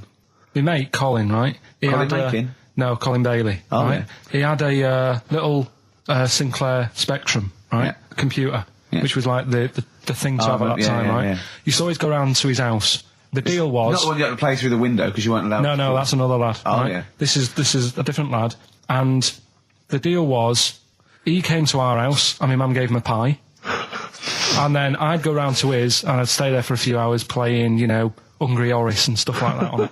Sure. Right? Now, my mum and dad knew that I really wanted one of these computers, right? So I waited about a year. Came round to Christmas Day. I thought, I reckon might have one. Turned out they bought me the wrong one. They bought me a ZX81 instead of a Spectrum, right? And Christmas Day, I'm there trying to load the games up. It's not working. I'm thinking, what's wrong, right? And the thing with me when I was a kid, I used to get quite sort of agitated. This is the moment. Right? I found out that he needed a RAM pack to make it work, right? Looking in the thing and it's saying, and make sure you put your RAM pack in the back. And I was like, oh, where's the RAM pack? And my dad's going, I don't know, I've got you the main bit. That's it. So I was that wound up, I just was sick. Right? Just sick. I didn't feel sick or anything. I just was like, oh God. Went to the sink, just sick. Because I was that on edge about it. I said, come on, we've got to get one. And my dad's like, Tandy's shut. We're not gonna get anything today. Ruined again, Christmas Day. That was after the year when my train set got blown up by our kid. The following year, no RAM pack. And now you ask me why don't I get good presents? He's scarred. He just I'm gonna die. Honestly, I'm gonna die. He's just screaming sick. Yeah. There's no RAM pack. What? Did you get to the bottom of it? Why wasn't there a RAM pack? You have to buy them separate. Oh, It's one of them okay. cons. What do you mean I can't play Frogger? Oh no. So, wasn't there another incident when you threw up? Spontaneously threw up? Through sheer anxiety? I do get it. It's not so much now because I've relaxed a bit, but as a kid I used to be quite on edge all the time with certain things. Do you think that's what happened to your The cat wind. that kept being sick? That it didn't get the food it wanted? And it just threw up? Do you remember that? Yeah. God, so they shaved it. Rick, it's almost the end of the show, and still got time for the song for the ladies. I can't wait. Carl won't be here next week. Oh, where's going? Where are you heading, Carl? Going away for Christmas? Tell us. What? It's a secret. What you want? Well, in case your fans try and track you down. What? Are you going taking pictures of planes in Greece? What? Political? Rob your house. don't Satirical, Steve. Satirical. Where are you going? What are you doing? If I tell you what, if I was caught in a foreign country and the government got, I said, no, it's okay, they were train spotting or plane spotting, I go, no, I am a spy. Exactly. No, I am a spy. No, it's all right, you were train spotting. I wasn't spying, please. I saw you at the Doctor Who convention as well. No, probably an assassin or something. Yeah. I'm probably an assassin. Carl, where are you going, mate? Tell us, come on, we haven't got time. to say when. What's it here? What? People rob your house if. Yeah, we didn't say tell us your address, tell us where you leave the key, and then tell us you're going on holiday. We said where you going on holiday. Barbados. Are you? Ooh, showing off. Yeah. Boasting. I'll tell you what, Steve, what I'd like to see, and a lot of the listeners right there too, pop round there now, touch him for Christmas. Shall I touch him for Christmas? Touch him any way you like for Christmas. Can love I just him introduce for the song for the ladies before? Well, love him for Christmas, though. Can I just say Yes, what but the as song long is? as you love and touch We're going to leave him. you with the excellent Tim Buckley, of course, father of Jeff. I'm just going to And, be watching, but this is a love track him. that was Look at his also- little face. Also on that CD that my friend Dave sent me earlier, so if you don't like it, blame him. Yeah. While he's been arrested And if- by the copyright police. And it's called Buzz in Fly. Let me touch you, Carl. Don't, Steve. Go on. A man for Christmas. I'm not coming back. Kissing a man. Licking. A man for Mate. Christmas. Oh, You're look not in back. touch with your feminine side at all. I can put you in touch with your feminine side and my feminine I'm side. liking it. So I can't look, I'm busy. Let's put each Look, other I'm in busy. Oh, good. You have a good Christmas? Yeah, you? Yep. Carl? Yeah, it's alright. Lovely. Okay, let's crack on. Good. I went on holiday after Christmas, yeah. And so did our mutual friend, Phil Bowker. Yeah, good man. He was in Lanzarote and he told me one of the funny... I don't know if I can tell this on the radio. I'll have to say the C word. I'll just go... It's in a sentence, so I just go, you, see, when it comes, and you'll know that he's saying the terrible word. Just, didn't want to ruin the anecdote. Anyway, they're walking along one evening in Lanzarote, and there's lots of Brits there, apparently, and Phil overhears a sort of married couple arguing. They're having to go home a bit early, and she's saying to him, she went, for Christ's sake, every time we come out drinking, you always shit yourself. Right? Wow. Always, not once. So he's going, I've told you, he said, it's not the drink, it's the weather. She went, the weather. You'll be blaming the food next, you see. I don't think they should have got married. Wow. Or mate, when did you think the shitting yourself started? Must have been after the marriage, because if you're courting, and you go, went out with Derek again, did you last night? Yeah, how was it? The evening was lovely, the meal was nice, but he shot himself. Again. That's 5 dates, 5 different heaps of shit. But I think I can change him. I think I can change him, yeah. It must have happened after the marrying. Or he just might have think, oh God, or he's got to that age where I think, look, I'll just empty it when I get home. Yeah. I'm not going to keep going up and going to the toilet, It's the ice that does it. Yeah, Carl is right, I think. It is the ice. What do you mean? People forget, they say, oh, don't drink the water when you're on holiday, and they don't. They drink, they buy Evian and stuff. Oh, I see. They forget about the ice. The ice cubes, you're right, in a bar. Made from tap water. And that can do it, can it? Yeah. But what she said every time you're drinking, didn't she? I assume that she wasn't drinking ice then. Yeah. What, I mean, why is it just happened to Let's him? be honest, everyone that goes on holiday doesn't end up crapping themselves. Yeah, they usually make it to a toilet. He does it every time he drinks, doesn't he? Yeah, well, apparently. Just don't let him carry the baguettes. He's good, isn't he? Oh, Carl comes out with something. He does now and again, High doesn't five, Carl. That was sweet, man. Yeah, nice one. What do you, Carl? Would you like to be American? No, not at all. Really? Got me nerves. When I was in Get on my nerves. Being a whole American. nation there. reduced. when I was in Barbados at Christmas, Oh, name dropping. right? Yeah. There's loads of them there because that's. Was that when you were doing a bit of extra sort of waiting? Because you were sort of your girlfriend was cleaning rooms, wasn't she? Went there for Christmas, and there's loads of them there because that's like really close to America. That's like Blackpool is to Manchester type. It's exactly like that. So it's That's the analogy a lot of Americans use. so. But I think they call it the tropical platform. But they were going on. That's really all the brochures, I'm sure. Right. Yeah. And serious now, but Yeah, we're going serious. on about the September 11th thing. Yeah. But they call it the. Of course, this is American. Of course, Brilliant. the 9/11. The 9/11. That's what they call it. Really? Oh, that's awful. That is. So it's like people who say 24/7. Yeah. Well, I'm working Americans my say ass that. off 24/7. Well, Americans that say that. Well, they're allowed though. Oh, Americans are. Yeah. I'm talking about an English person who might say it. Yeah. Fool. Yeah, no, that's terrible. Yeah. Do that American accent again. Yeah. Of course, the 9/11. Where are you from? What? Can we Which part of America is that? That's how they sounded in Barbados. Sure. Sure. But Can Carl, you do any other impression? but Carl doesn't. I very much doubt that Carl likes newfangled countries like America. Yeah. He doesn't like London. No, true. So he's not going to Have you been like. to America? Yeah. Did you enjoy it? Went to Florida. No, they got me again. Got on your nerves? Yeah. Went for some food. Yeah. And it was the last few days. I didn't take much money with me, and we were in Florida, and we were hungry, and we went for some steak, and we had our dinner and that, and I think it's their equivalent to the Angus Steakhouse. Yeah. Right. And sat down, had the steak, and that's huge, big portions. But anyway, we didn't have much money left, and we had like another 2 days left, so we didn't leave. We didn't have much money for a tip. Do you know over there they expect it? Yeah, a big tip, yeah. So we left what we could, and I don't know what it was. It might have only been the equivalent to 60 pence. Yeah. But he didn't have to do that much. We didn't have loads of courses because we didn't have much money. So he brought us like the main course and I don't know, a couple of Diet Cokes. And anyway, left them the 60p Yeah. on the way out, and he comes running over. Excuse me, sir, you can have this back. Because it wasn't enough. I mean, Yeah. it's outrageous. What did you say? I said, all right then. 'Cause well, I needed it. I mean, I thought it was nice to leave them something, but obviously it wasn't enough, so he got us a couple of more. Is it good fun with you on holiday? I mean, do you enjoy yourself? Yeah. Do people go with you on holiday? I get bored after about 4 days. You surprise me. What do you expect out of a holiday, Carl? What do you go Sort of for? soak up some of the culture. Yeah. You liar! You liar! What did you learn about Barbados while you were there? A lot of crabs on the beach.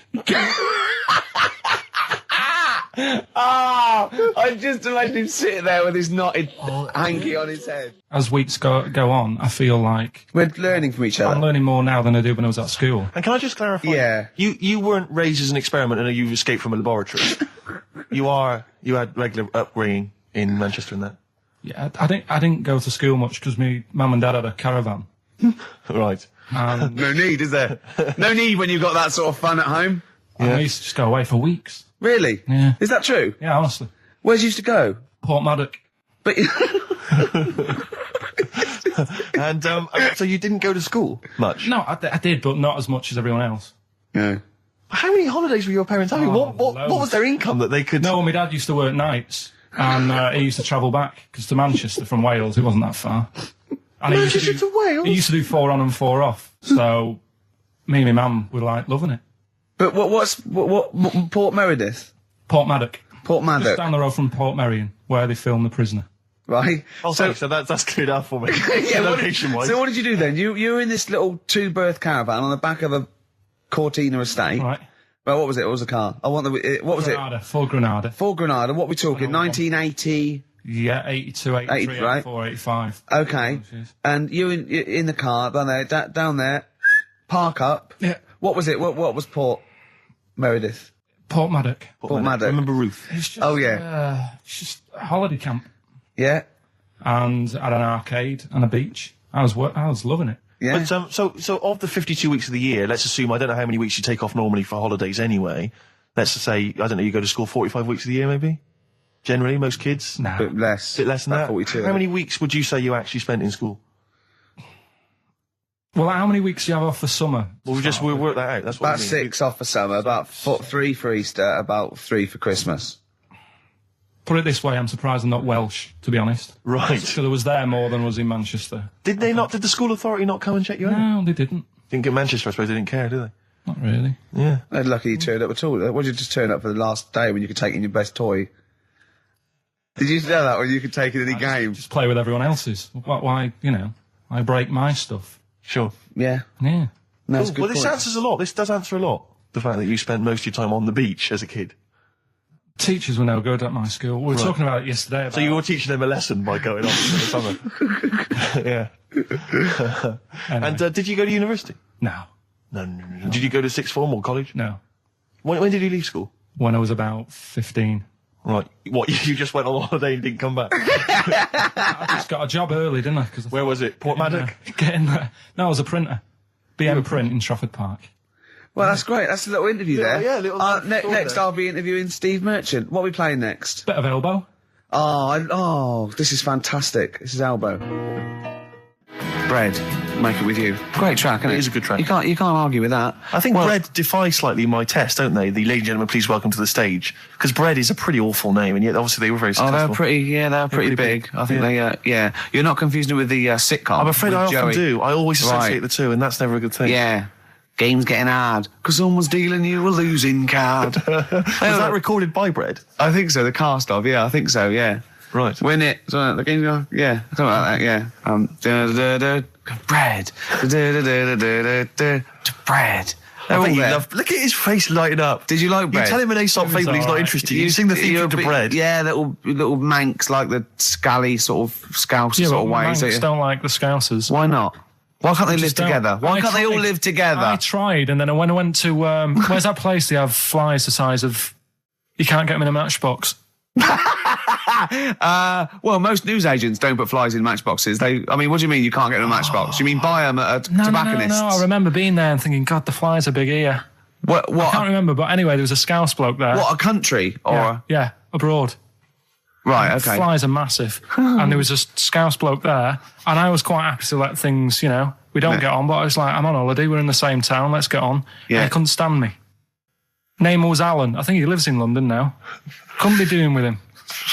What did he do? He just was like, I bet you like Man United. And it's like, well, yeah. And it's like, they're rubbish. And going on about my town's dark. It's like, well, when did you go? If it was the winter, it would have been. Yeah. He's an idiot. I'm glad you've got that off your chest. I've never seen Carl like this. He was annoyed there. I say, Alan, if you're listening, you Yeah, really get in wild touch, Carl. man. You do not want to get on the wrong side of Really wind him Pilkington. up. Anyway, that's pretty much it, isn't it, for this week? That's a lot. It is indeed. What's your song? Yeah, song for the ladies this week, taking on from your Bread, really. Same kind of low, acoustics kind of sound. It's Kings of Convenience, Toxic Girl, beautiful track. Just got time for this. Bye-bye. See you later. See you next time. Yeah. My favourite suede track of all time there. Well, we're that's nearly it, Carl. Right, what's your last Room 101? Oh, God. It was holidays. Holidays. You want to put holidays in Room 101? People who are sort of annoying on holiday. Oh, yeah. Do you know when you go away? Oh, yeah. It's sort of touched on this before. Is this going to be the Scouse guy? Yeah. Go on. Oh, it's so long though. I mean, it was a holiday when we went to Tunisia. And the Scouser pissed you off, surprise, surprise. Yeah. Yeah. But the annoying thing was, when you go on it was a cheap holiday, and like the lesson here is, if you want a good holiday, you got to spend some money. Yeah. And we didn't on this one. We spent about, I don't know, 400 quid for two of us for a month or something ridiculous. And we got there and, you get to the hotel and you go, we have made a mistake. It's a ropey hotel. You can tell the blinds and stuff as you walk in, they're all dirty and stuff. You think, well, let's make the most of it. Let's not get down about it. It's a holiday. It's for a rest. And you try and make the most of it. And we had to meet. Do you know, like you have one of those things where you get to your destination and the rep says, right, you know, go and unpack your bags and that. Go and sort yourself out in the room. And tomorrow morning we'll meet up at 10 o'clock.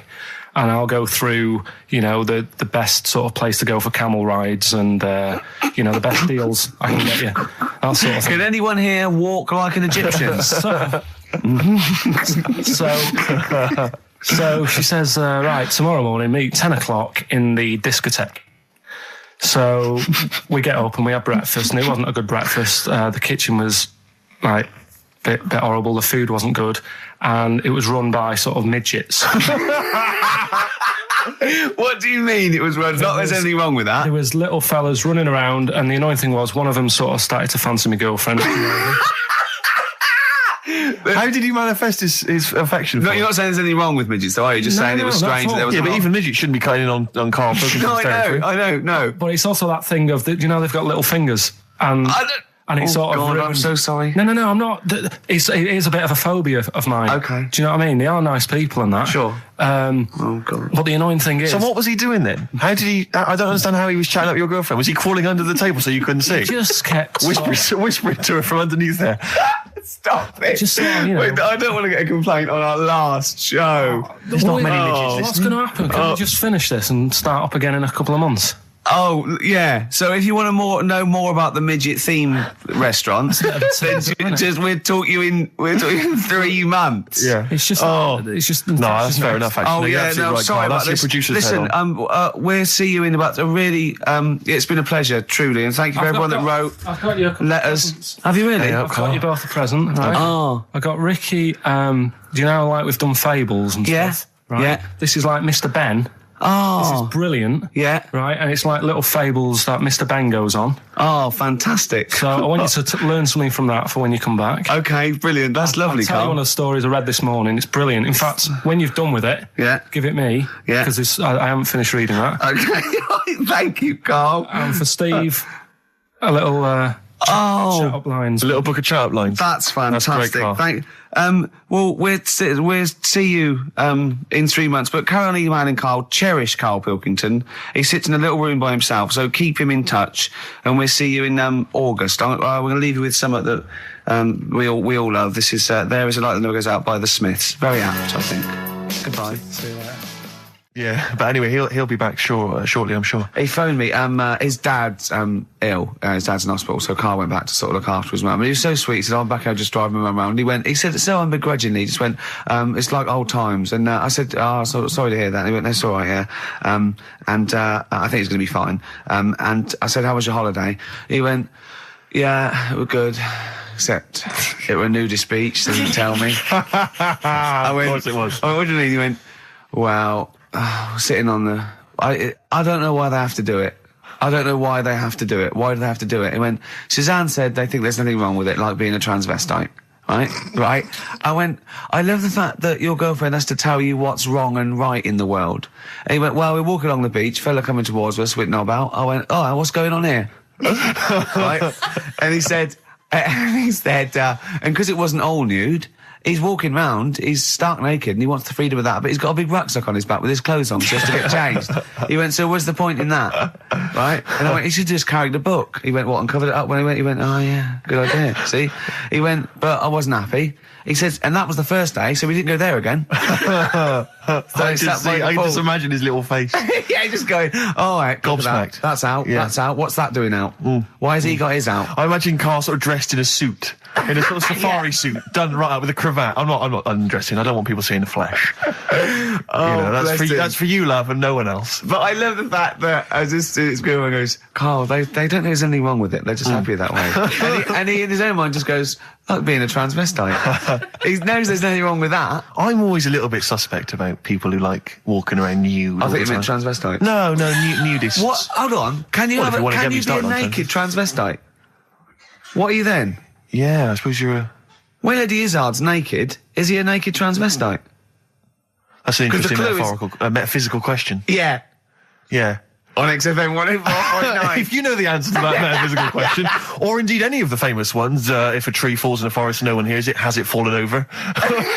Any of those? Excellent. That's brilliant. Yeah, if you leave the room, Rick, what's the does sound? it get quieter? Yeah, what's the sound of one leg hopping? Exactly. What we got there, Claire? Do you want some music or I'd love to hear it. a bit What more you got? chat? Yeah. I've got the Vines actually. Oh, All play it. Nice. Strokes. Someday. I'm already annoyed. I've been here 3 minutes and I'm already annoyed. Yeah. I'll bring back Claire, I'll tell you. No, it's not his fault. It's the whole is. place. The library's shite. I tried to get. Oh God! I had to go to Capital Library. Chill. Fancy that. I had to go to Capital Library to get a couple of records I wanted. Right, place is falling apart. The email's not working. It's so shoddy. He's had 2 weeks off. I'm on holiday. I mean, they might as well bulldoze this, honestly, because for all the, It is ludicrous. and we get paid peanuts. You get paid, do you?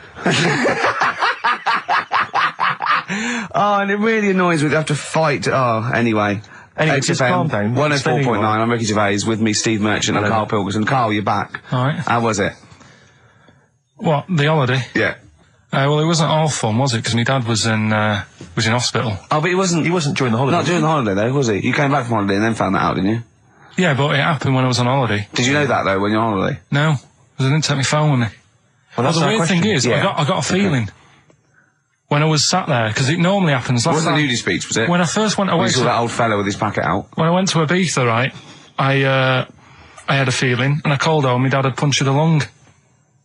When And you this say you had time- a feeling, what do you mean, a feeling? Just like, I should call home. There's something not right. But this That's a time, very I thought, specific feeling. How did that manifest itself? How does that get that? What kind of feeling? Is that tingling thing? I'm getting a bit of a lung feeling. Yeah. A bit of a dad lung feeling. That feels like a punctured lung. Hold on. anyway. But anyway, the holiday was good. We talked about it last week. Well, didn't we? let's probe Carl about his holiday, because, Okay. that's the sort of thing that audiences will stay tuned for, Rick, I'm pretty certain. Yeah, sure. Find out about You know different more about things. this radio business than me. That's true You've enough. hooked them already. Indeed, yeah.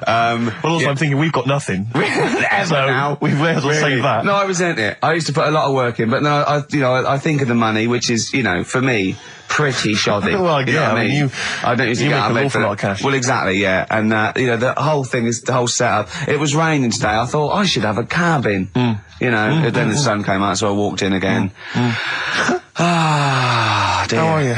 But I'll tell you what, I got a bit criticised last week as well that I only played ballads and same songs, so I'm going to rock out this week. Oh, no. I've been down to Capital Library Right. to get some good tunes. And what about a little bit of AC/DC? Oh. Took me all night long. Let's hear it. Well, that's cheered me up.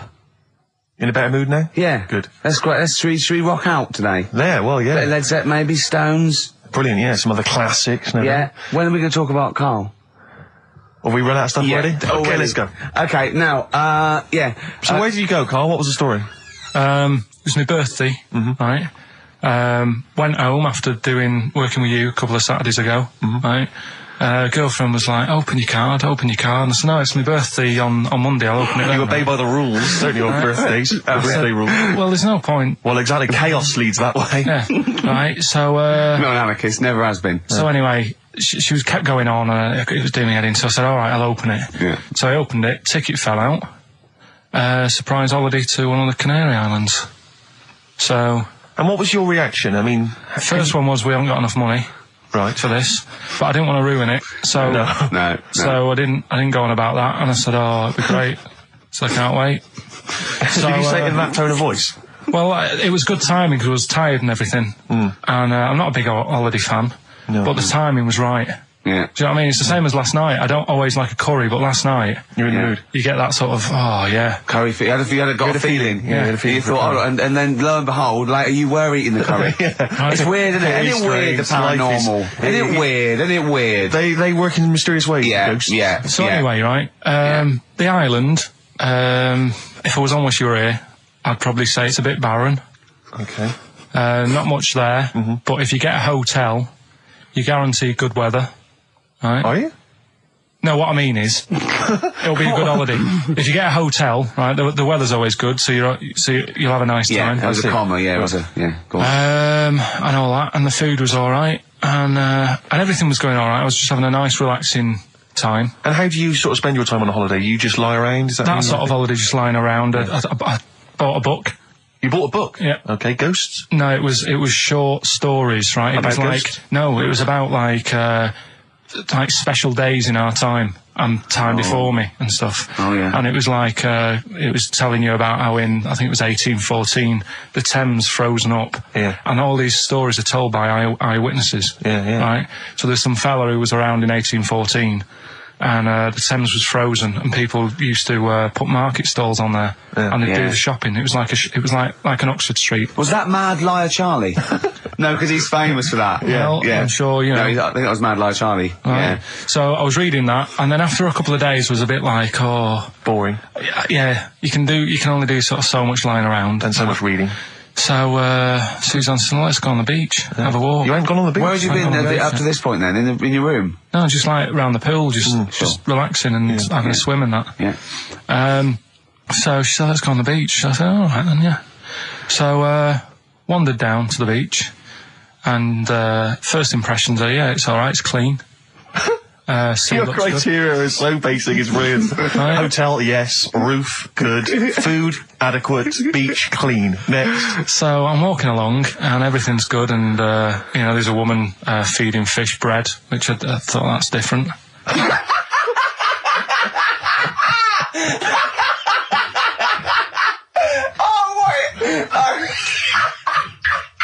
I love that. He likes originality. He loves a bit of originality. He was feeding fish bread? This woman was there, like, up to her knees in water. Yeah. And she was stood there. Was that a sea? Chucking, yeah. Oh, right, good. Chucking this bread, and I thought, what's she doing? And I stood there and watched for a minute, and there was little fish coming up, having the bread. I thought, So I carried on walking, and everything's going well, and then this fella comes towards me. Everything's going well.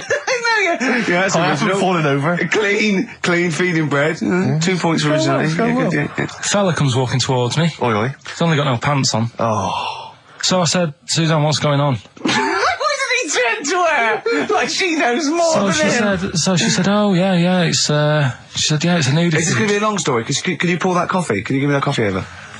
Sorry, this is really bad. Yeah, because he's pouring... Thank you. Just amuse yourselves while we sort the coffee. Thank you very much. Dave, do you want I'll have a cup of coffee, Carl. Thanks, yeah, cheers. Cold. Right, good. Okay. So... Great. Thank you. So she said, yeah, it's a nudist beach. So I said, well, why, what? I said, we're all it's all mixed up. Normally on a nudist beach, it's a nudist beach and you don't go wandering on there when you get your clothes on and that. So it annoyed me a bit, because there wasn't any signs. So this fella's getting closer. Well, the knob out was a sign. Yeah. Right, so he's getting closer. And he walked past me. It was an old fella. And he walked past and he had a hat on and a little pipe. And a big rucksack on his back. Right, so he got me thinking... Not strictly naked. I'm walking along and I'm thinking... Right, why do people want to do this? So straight away, I wasn't on holiday anymore, because most of the time when I'm on holiday, I don't think about anything. Right? Your mind's a blank. I just switch off. Right? But all of a sudden, this has got in my head now, and I turn around to look at him, and... Check out his arse. And this bag, right, I swear, it was massive, right? What? You had a massive bag? The bag. His rucksack? His rucksack. Oh, right, okay. When he said there was an old couple coming towards me, I said, what was lower, the bloke's bollocks or the woman's tits? And he said, well, that was another point. She might as well have worn knickers. Because you know, so you can see it. That's what he said to me. So you saw the bag? So it annoyed me, yeah, because the whole idea in it, this is what I think, I mean, I might be wrong, right? Might be wrong. Chances you never have been. You never have been before. Being nudist, right? What's it all about? So I'll tell you, on that point, Carl, let's play a tune, let's come back and we'll discuss... What are we going to play? We'll discuss that very issue. We've got some ideas, we did chat about this last week, Carl, in your absence. Alright, well, we'll play the choral. Okay. It's a good one, this. Yeah. Coral, Dreaming of You, on XFM 104.9. I'm Ricky Gervais, with me Steve Merchant and Karl Pilkington. If you just joined us, Carl is walking down the beach, and a man has just passed him with his knob out. Yeah, his testicles out and his huge bag, apparently. Right. Now, we'll sum this up, you know, quick, because we did talk about it last week. You know, you did call me and tell me some of these things, and we sort of mentioned it last week, but you just want to say just give us your thoughts on nudity. Well, what I don't understand is, right, nudity, I thought it was all about, you know, sort of being free. Yeah. natural, letting the breeze, blow around you and that. That's all I can think is of like the bonus of doing it. But you can get that by just having a pair of shorts on, right? Because I'm not one for getting my kit off. It's just something a bit weird about it, isn't it? Normally, if I go for a walk on the beach, I'll put a shirt on. Sure. But leave it unbuttoned. Yeah. Oh, right, yeah, tease the ladies, sure. Do you know what I mean? Yeah. But it just feels a bit weird. So it's best to cover your back anyway, because the sun... Yeah. And all good that. advice, yeah.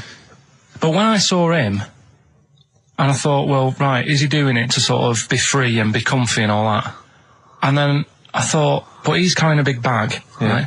I've got a pair of shorts on, and I'm not looking at him thinking, I bet he's really comfy. Do you know what I mean? I wasn't going, I can't wait to get home and get my shorts off. They're really annoying me, these. So, and that's just it. I don't get what it's all about. Yeah. Sure. Yeah. Sure. Well, okay. Well, my advice to you is don't go to nudist beaches again. Well, I didn't go again. Do you play volleyball? No. Well, there's nothing in it for you, to be honest, Carl. Do you ever walk around the house nude? Not really. Only if, like, it's quickly to sort of jump out of bed and go and get a glass of orange. But I've got to be careful, because living on a high street, there's flats right across the way looking in. Yeah. And the thing is, it's Chinese fella. There's a little exactly. And that was the other one. Is he the one? There's the old woman reading a book. Yeah, it could be dead for all we know. It hasn't moved. There's some bouncers, and some bouncers? I think so, yeah. Is that a euphemism? They're always... There's always... Her name's Carol.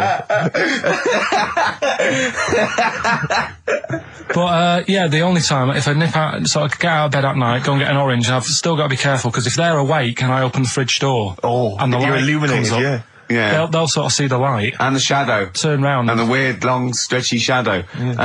What did you get? You get up and got orange juice or orange swash? Robinson's. You can't advertise on Why don't you take a glass of that to bed with? Why are you getting up? Yeah. Because whenever I do that, I normally don't wake up, and it's a waste, isn't it? The man is a genius. And continuing our rocking out thing. Yeah, we're in a rock mood. Well, I think this sums up rock and roll, doesn't it? It's not called rock and roll, is it? Yeah. Textbook. Featuring Puff Daddy and Little Kim, that's Notorious B.I.G. Brilliant. and Notorious. Great, lovely. Carl just said to me, here's something. You can't hold your breath to death. Have you tried it, Carl? It's just another little lesson. There's someone here who's in a really low ebb. They've been listening to a show, they were going to commit suicide. They just start holding their breath and they screw it. Well, what did you learn in the week, right? I'm always doing all the educating. I asked you were talking about watching a programme about jellyfish. Yeah. And I said, well, that'll be interesting. I'll try and find some stuff out, but I couldn't find anything that I didn't already know about them. It must be difficult for you to find anything you don't already know. So what did you learn about jellyfish? I agreed with you by the end of it, that they should be wiped off the face of the earth, because they're balls of water in membrane, right, that go around stinging people to death. Let's lose them, Carl. Let's lose the jellyfish. Yeah? That's what I think. Because I was stung by one. You know? You got stung by one? I was on holiday and got stung by one. Yeah. And I don't understand. No, I don't understand them. I'm not a fan of them. So that's that. Good. Well, that's sorted out the jellyfish conundrum. We've solved that particular worry. What are they again? Is the tip included? Yeah, go on, that one. Right. In Turkey... Nice. It's not, actually. That's where I went, and there was them little fellas after Suzanne in the kitchen. What? What do you mean? We went to Turkey. You went to Turkey and there were some little fellas. Well, they had quite a few sort of midgets working in the kitchen. Why? Is it a theme? No, was it a theme holiday? I don't know. Might get them cheaper or something. Was it? So they were get working. Them cheaper? They were working in the kitchen, and one of them fancied Suzanne and kept sort of eyeing her up, and she was winding me up saying, "Oh, not eyeing up and down, just eyeing her up." Yeah. Anyway, no. So what was she doing in the kitchen? No, it's like a pick what you want to eat type buffet, but you have people clearing the tables and that ready for you to come along. Are they low tables? And he was just keeping an eye on her. What did he say though? Was he? It was Turkish, so I don't know what he was saying. But he was a little fella, yeah. Did he? What do you mean a little fella? What do you mean little fella? Sort of dwarf-like. What do you mean dwarf-like? He had magic powers, or he was 4 foot? No, what do you mean, Carl? A little bloke, just like a normal bloke, but small. If you stood him in the desert, you wouldn't know. pretty hot at first. Right, Carl. You should watch out for the monkeys. Yeah, underground. There's underground monkeys. Look, you can't just say there was a little midget fella who was eyeing up my girlfriend and then leave it. What do you mean? What was happening? This is a story to us. This is much more interesting to us than, and she was deaf, right? And she hit her head.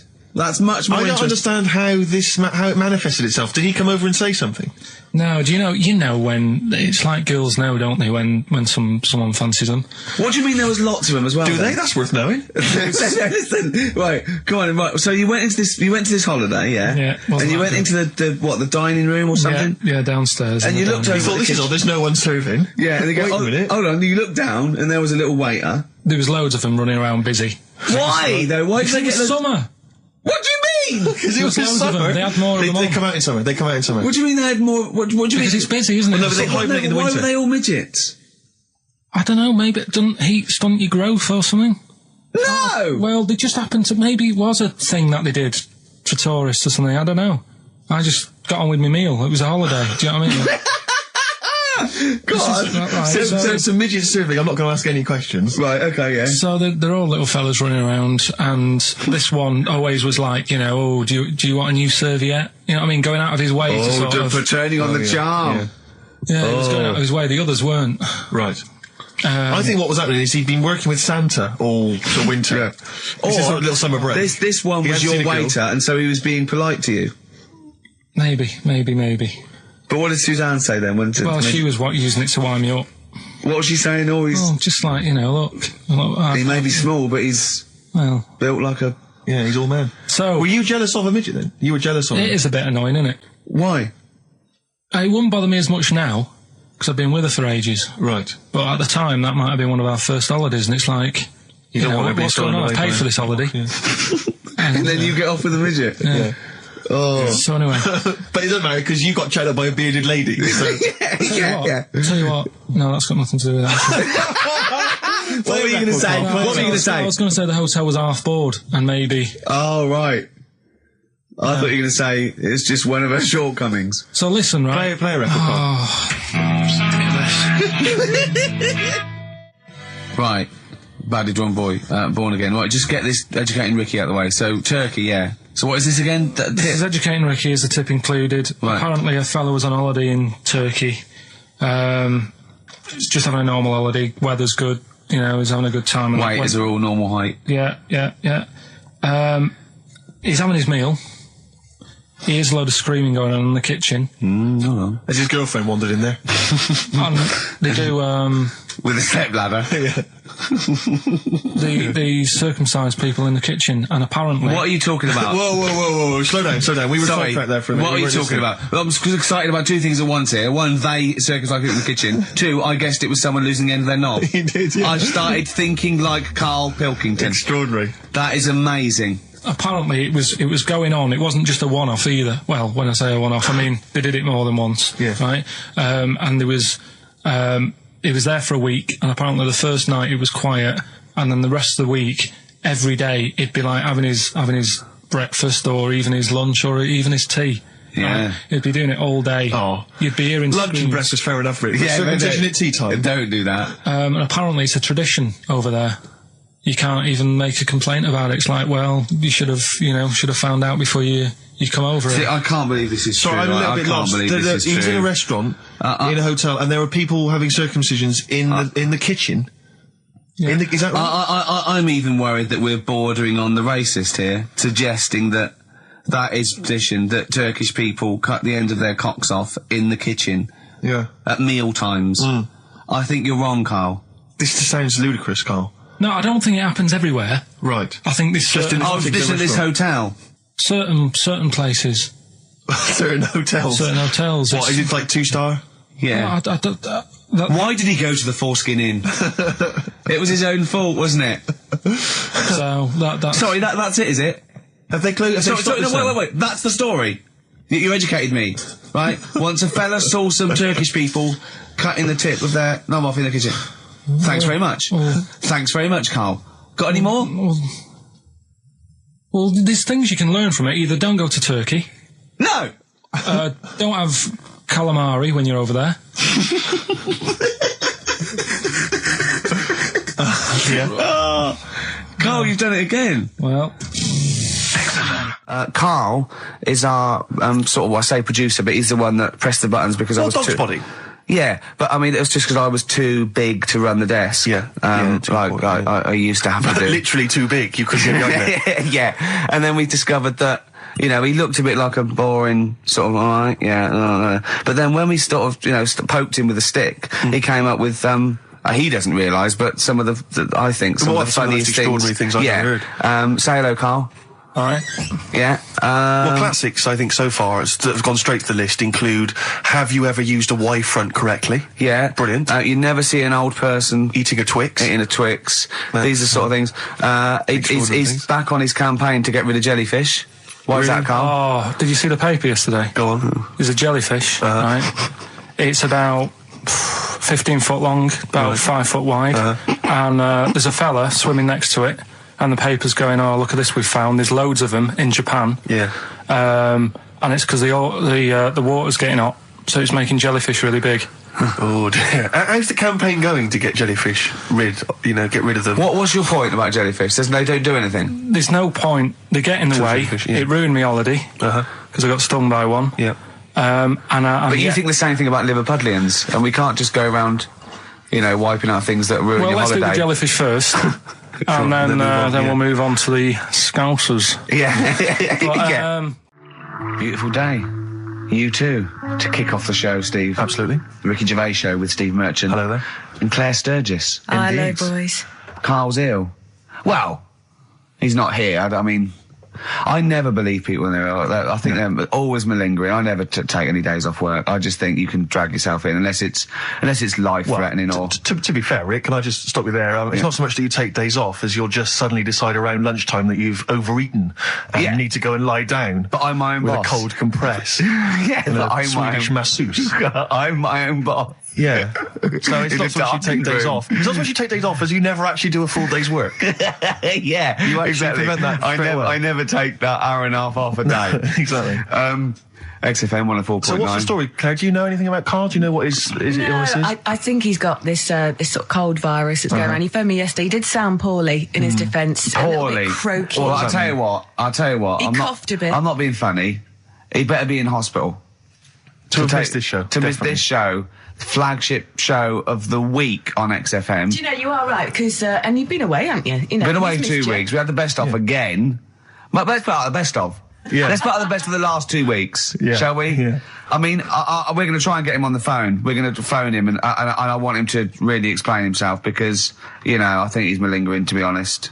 Well, he phoned me in the week and he said, Steve, don't forget, there's a documentary on Friday night about Oliver the humanzi, the human monkey. He said to me, it's going to be brilliant. And it wasn't. And it wasn't brilliant. It was. I especially stayed in and watched it. I taped it and watched it afterwards, and I've never seen so much hype and desperation. They kept showing the same clip of this chimpanzee that walked upright like a lot of chimps can. Exactly, right? yeah. It lost its hair, so it was half human, because all humans are bald. Yeah. So that's the half human bit. It didn't have hair. I'm sorry, humans do have hair on their heads. Yes. The other thing was this desperation to go, could it be half chimp? No. It's a chimp that superficially looks less like a chimp than other chimps. So Lee Evans looks a bit like a chimp. Is he half chimp, half human? No, he's a human who looks a bit like a chimp. That's libelous. Yeah. That's a bit insulting, isn't it? Have you Should we there. just play some music? Yeah, now? I'm really sorry about that. I'll get back to you on that. Well, we can't get hold of Carl, right? We looked, it's got his old number out there.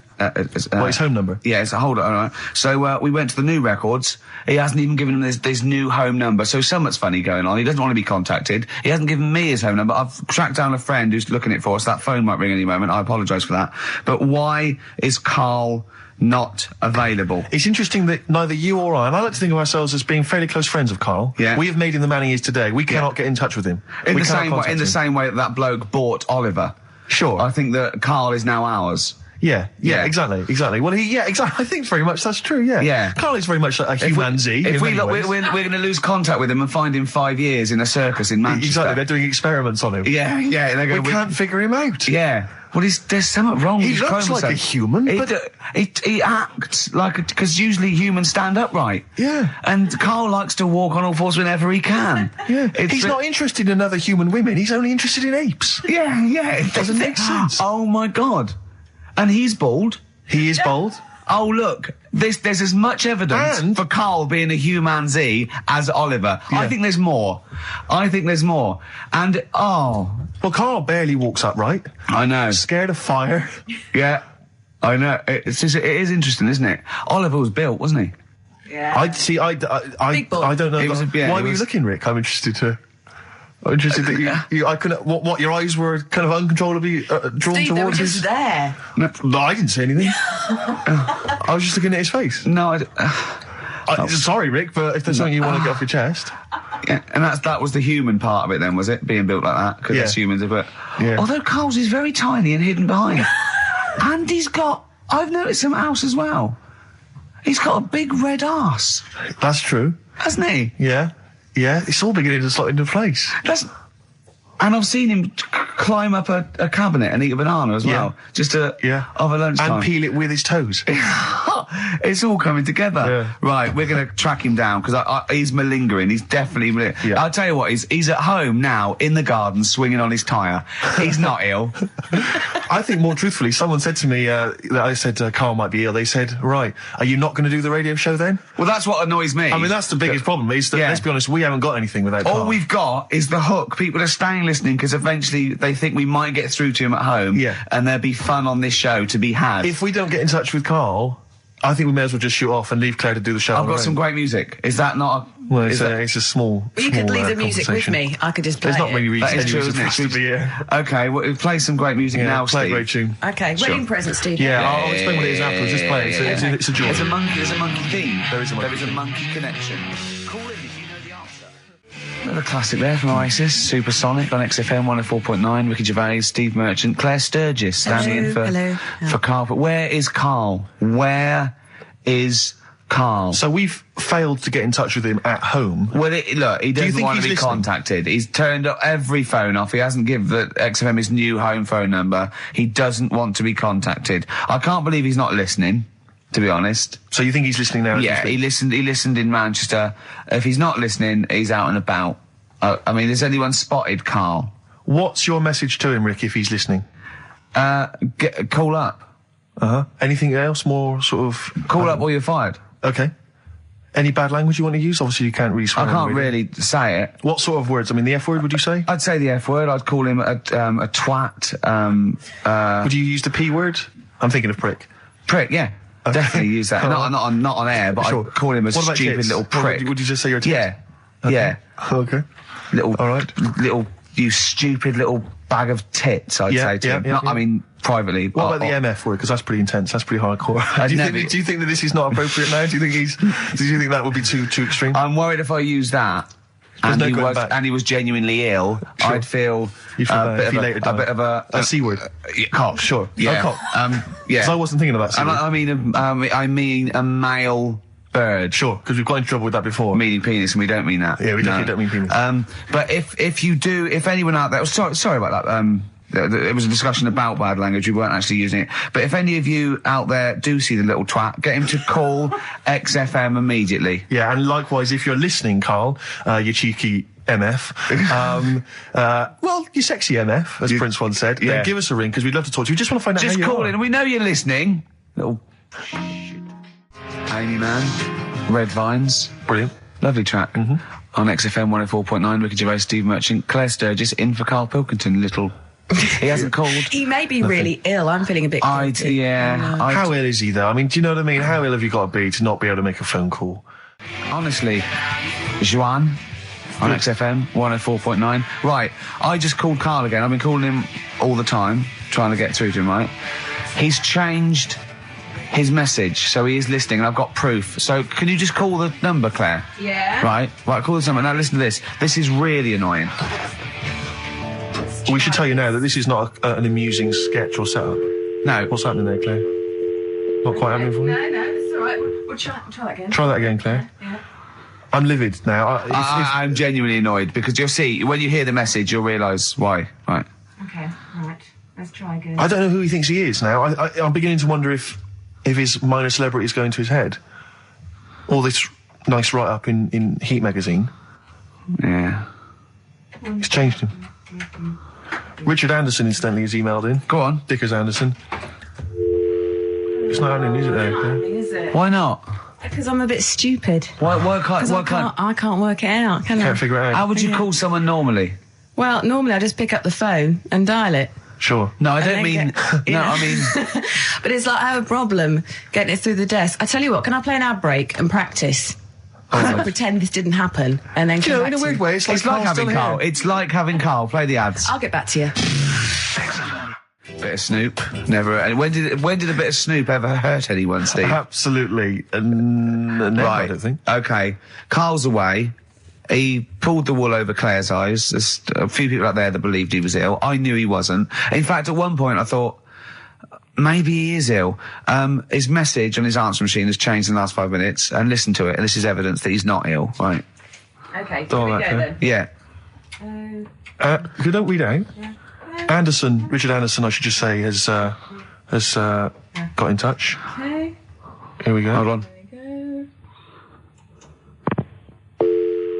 Oh, Claire. No, I can do it. Just tell All me right. Anderson. This is ludicrous, yeah. Sorry I'm not in today, but not well on that. No more Rockbusters. I think that's what's affected me. It's got me down a bit. So he's joking. Yeah. The doctor said I'll be back swinging on my tyre in no time. So See you later. So he was listening. He's clearly listening. So he was listening because we said about swinging on We the received a side. message. At any time. Right. Carl, call me.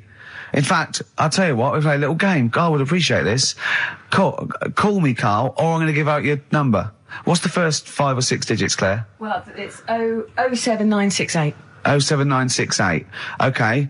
Phone now, Carl. Start calling now. Right, give the next number, Claire. You said Give the next number. 1. Make a One. note of this, because Okay. if you want to call Carl yourself... 07968, and the first number to be given out is 1. He's not ill. How do you feel now, Claire? Because he's made a fool of you, because you believed him. I actually He's felt made a really monkey out of sorry you. for him Yeah. last night. But now, passed out, I feel a little bit let down. Right, okay, so we give a number out every 5 minutes until Carl calls, because we know he's listening now. He's taking the piss. He's not ill, obviously, you can hear that. That was as long as a link, so he could have been here. He could definitely call. Are we leaving this message? Is this a message we're still leaving on his phone? Yeah. We're still leaving it. Good. Yeah. Good. Yeah. Why don't we leave the rest of the show on his phone? Yeah, As a yeah, message. leave it up. He's got to yeah. listen through it all so he can delete it. Yeah, exactly. And the other thing, of course, is that he's not going to get paid for this. No. So he's thrown away 80 quid. That's £80. Right? Now, in Manchester, that's a week's wages. So Easily. he's obviously been spoilt. For all his mank charm, he's down here, he's living the life of He Riley. thinks 80 quid's nothing. He thinks 80 quid's nothing Up there, already. you could be buying you could buy yourself your own horse. Yeah. You yeah. could probably get yourself a deposit on a flat. I'd have thought so. Up I'd there, have thought so, easily. yeah. And so, on sun lamps, because it's always dark. Yeah. He could go mental up there. Now, Dog piece of string. So what's the first few digits we've given out? 07968. Yeah. That's and the then, code. And And then we've got 1. one. Okay, we give out a Another number. of Carl's phone number digits. So take that down, because we love calling him. Should we have a little bit of feed or Let something? me just Yeah. tell you what Dick has said. Yeah. He said, Richard Anderson, he also said, P.S. the show's still rubbish without Carl. Still rubbish without Carl. Now, is that a compliment? It's still rubbish without Carl, which suggests he thought it might be better without Carl. No, I think he means it's equally rubbish. Right. Brilliant. Nothing Thanks. changes. Thanks, Dickers. Yeah, he's Good nothing on Dick not- Meister.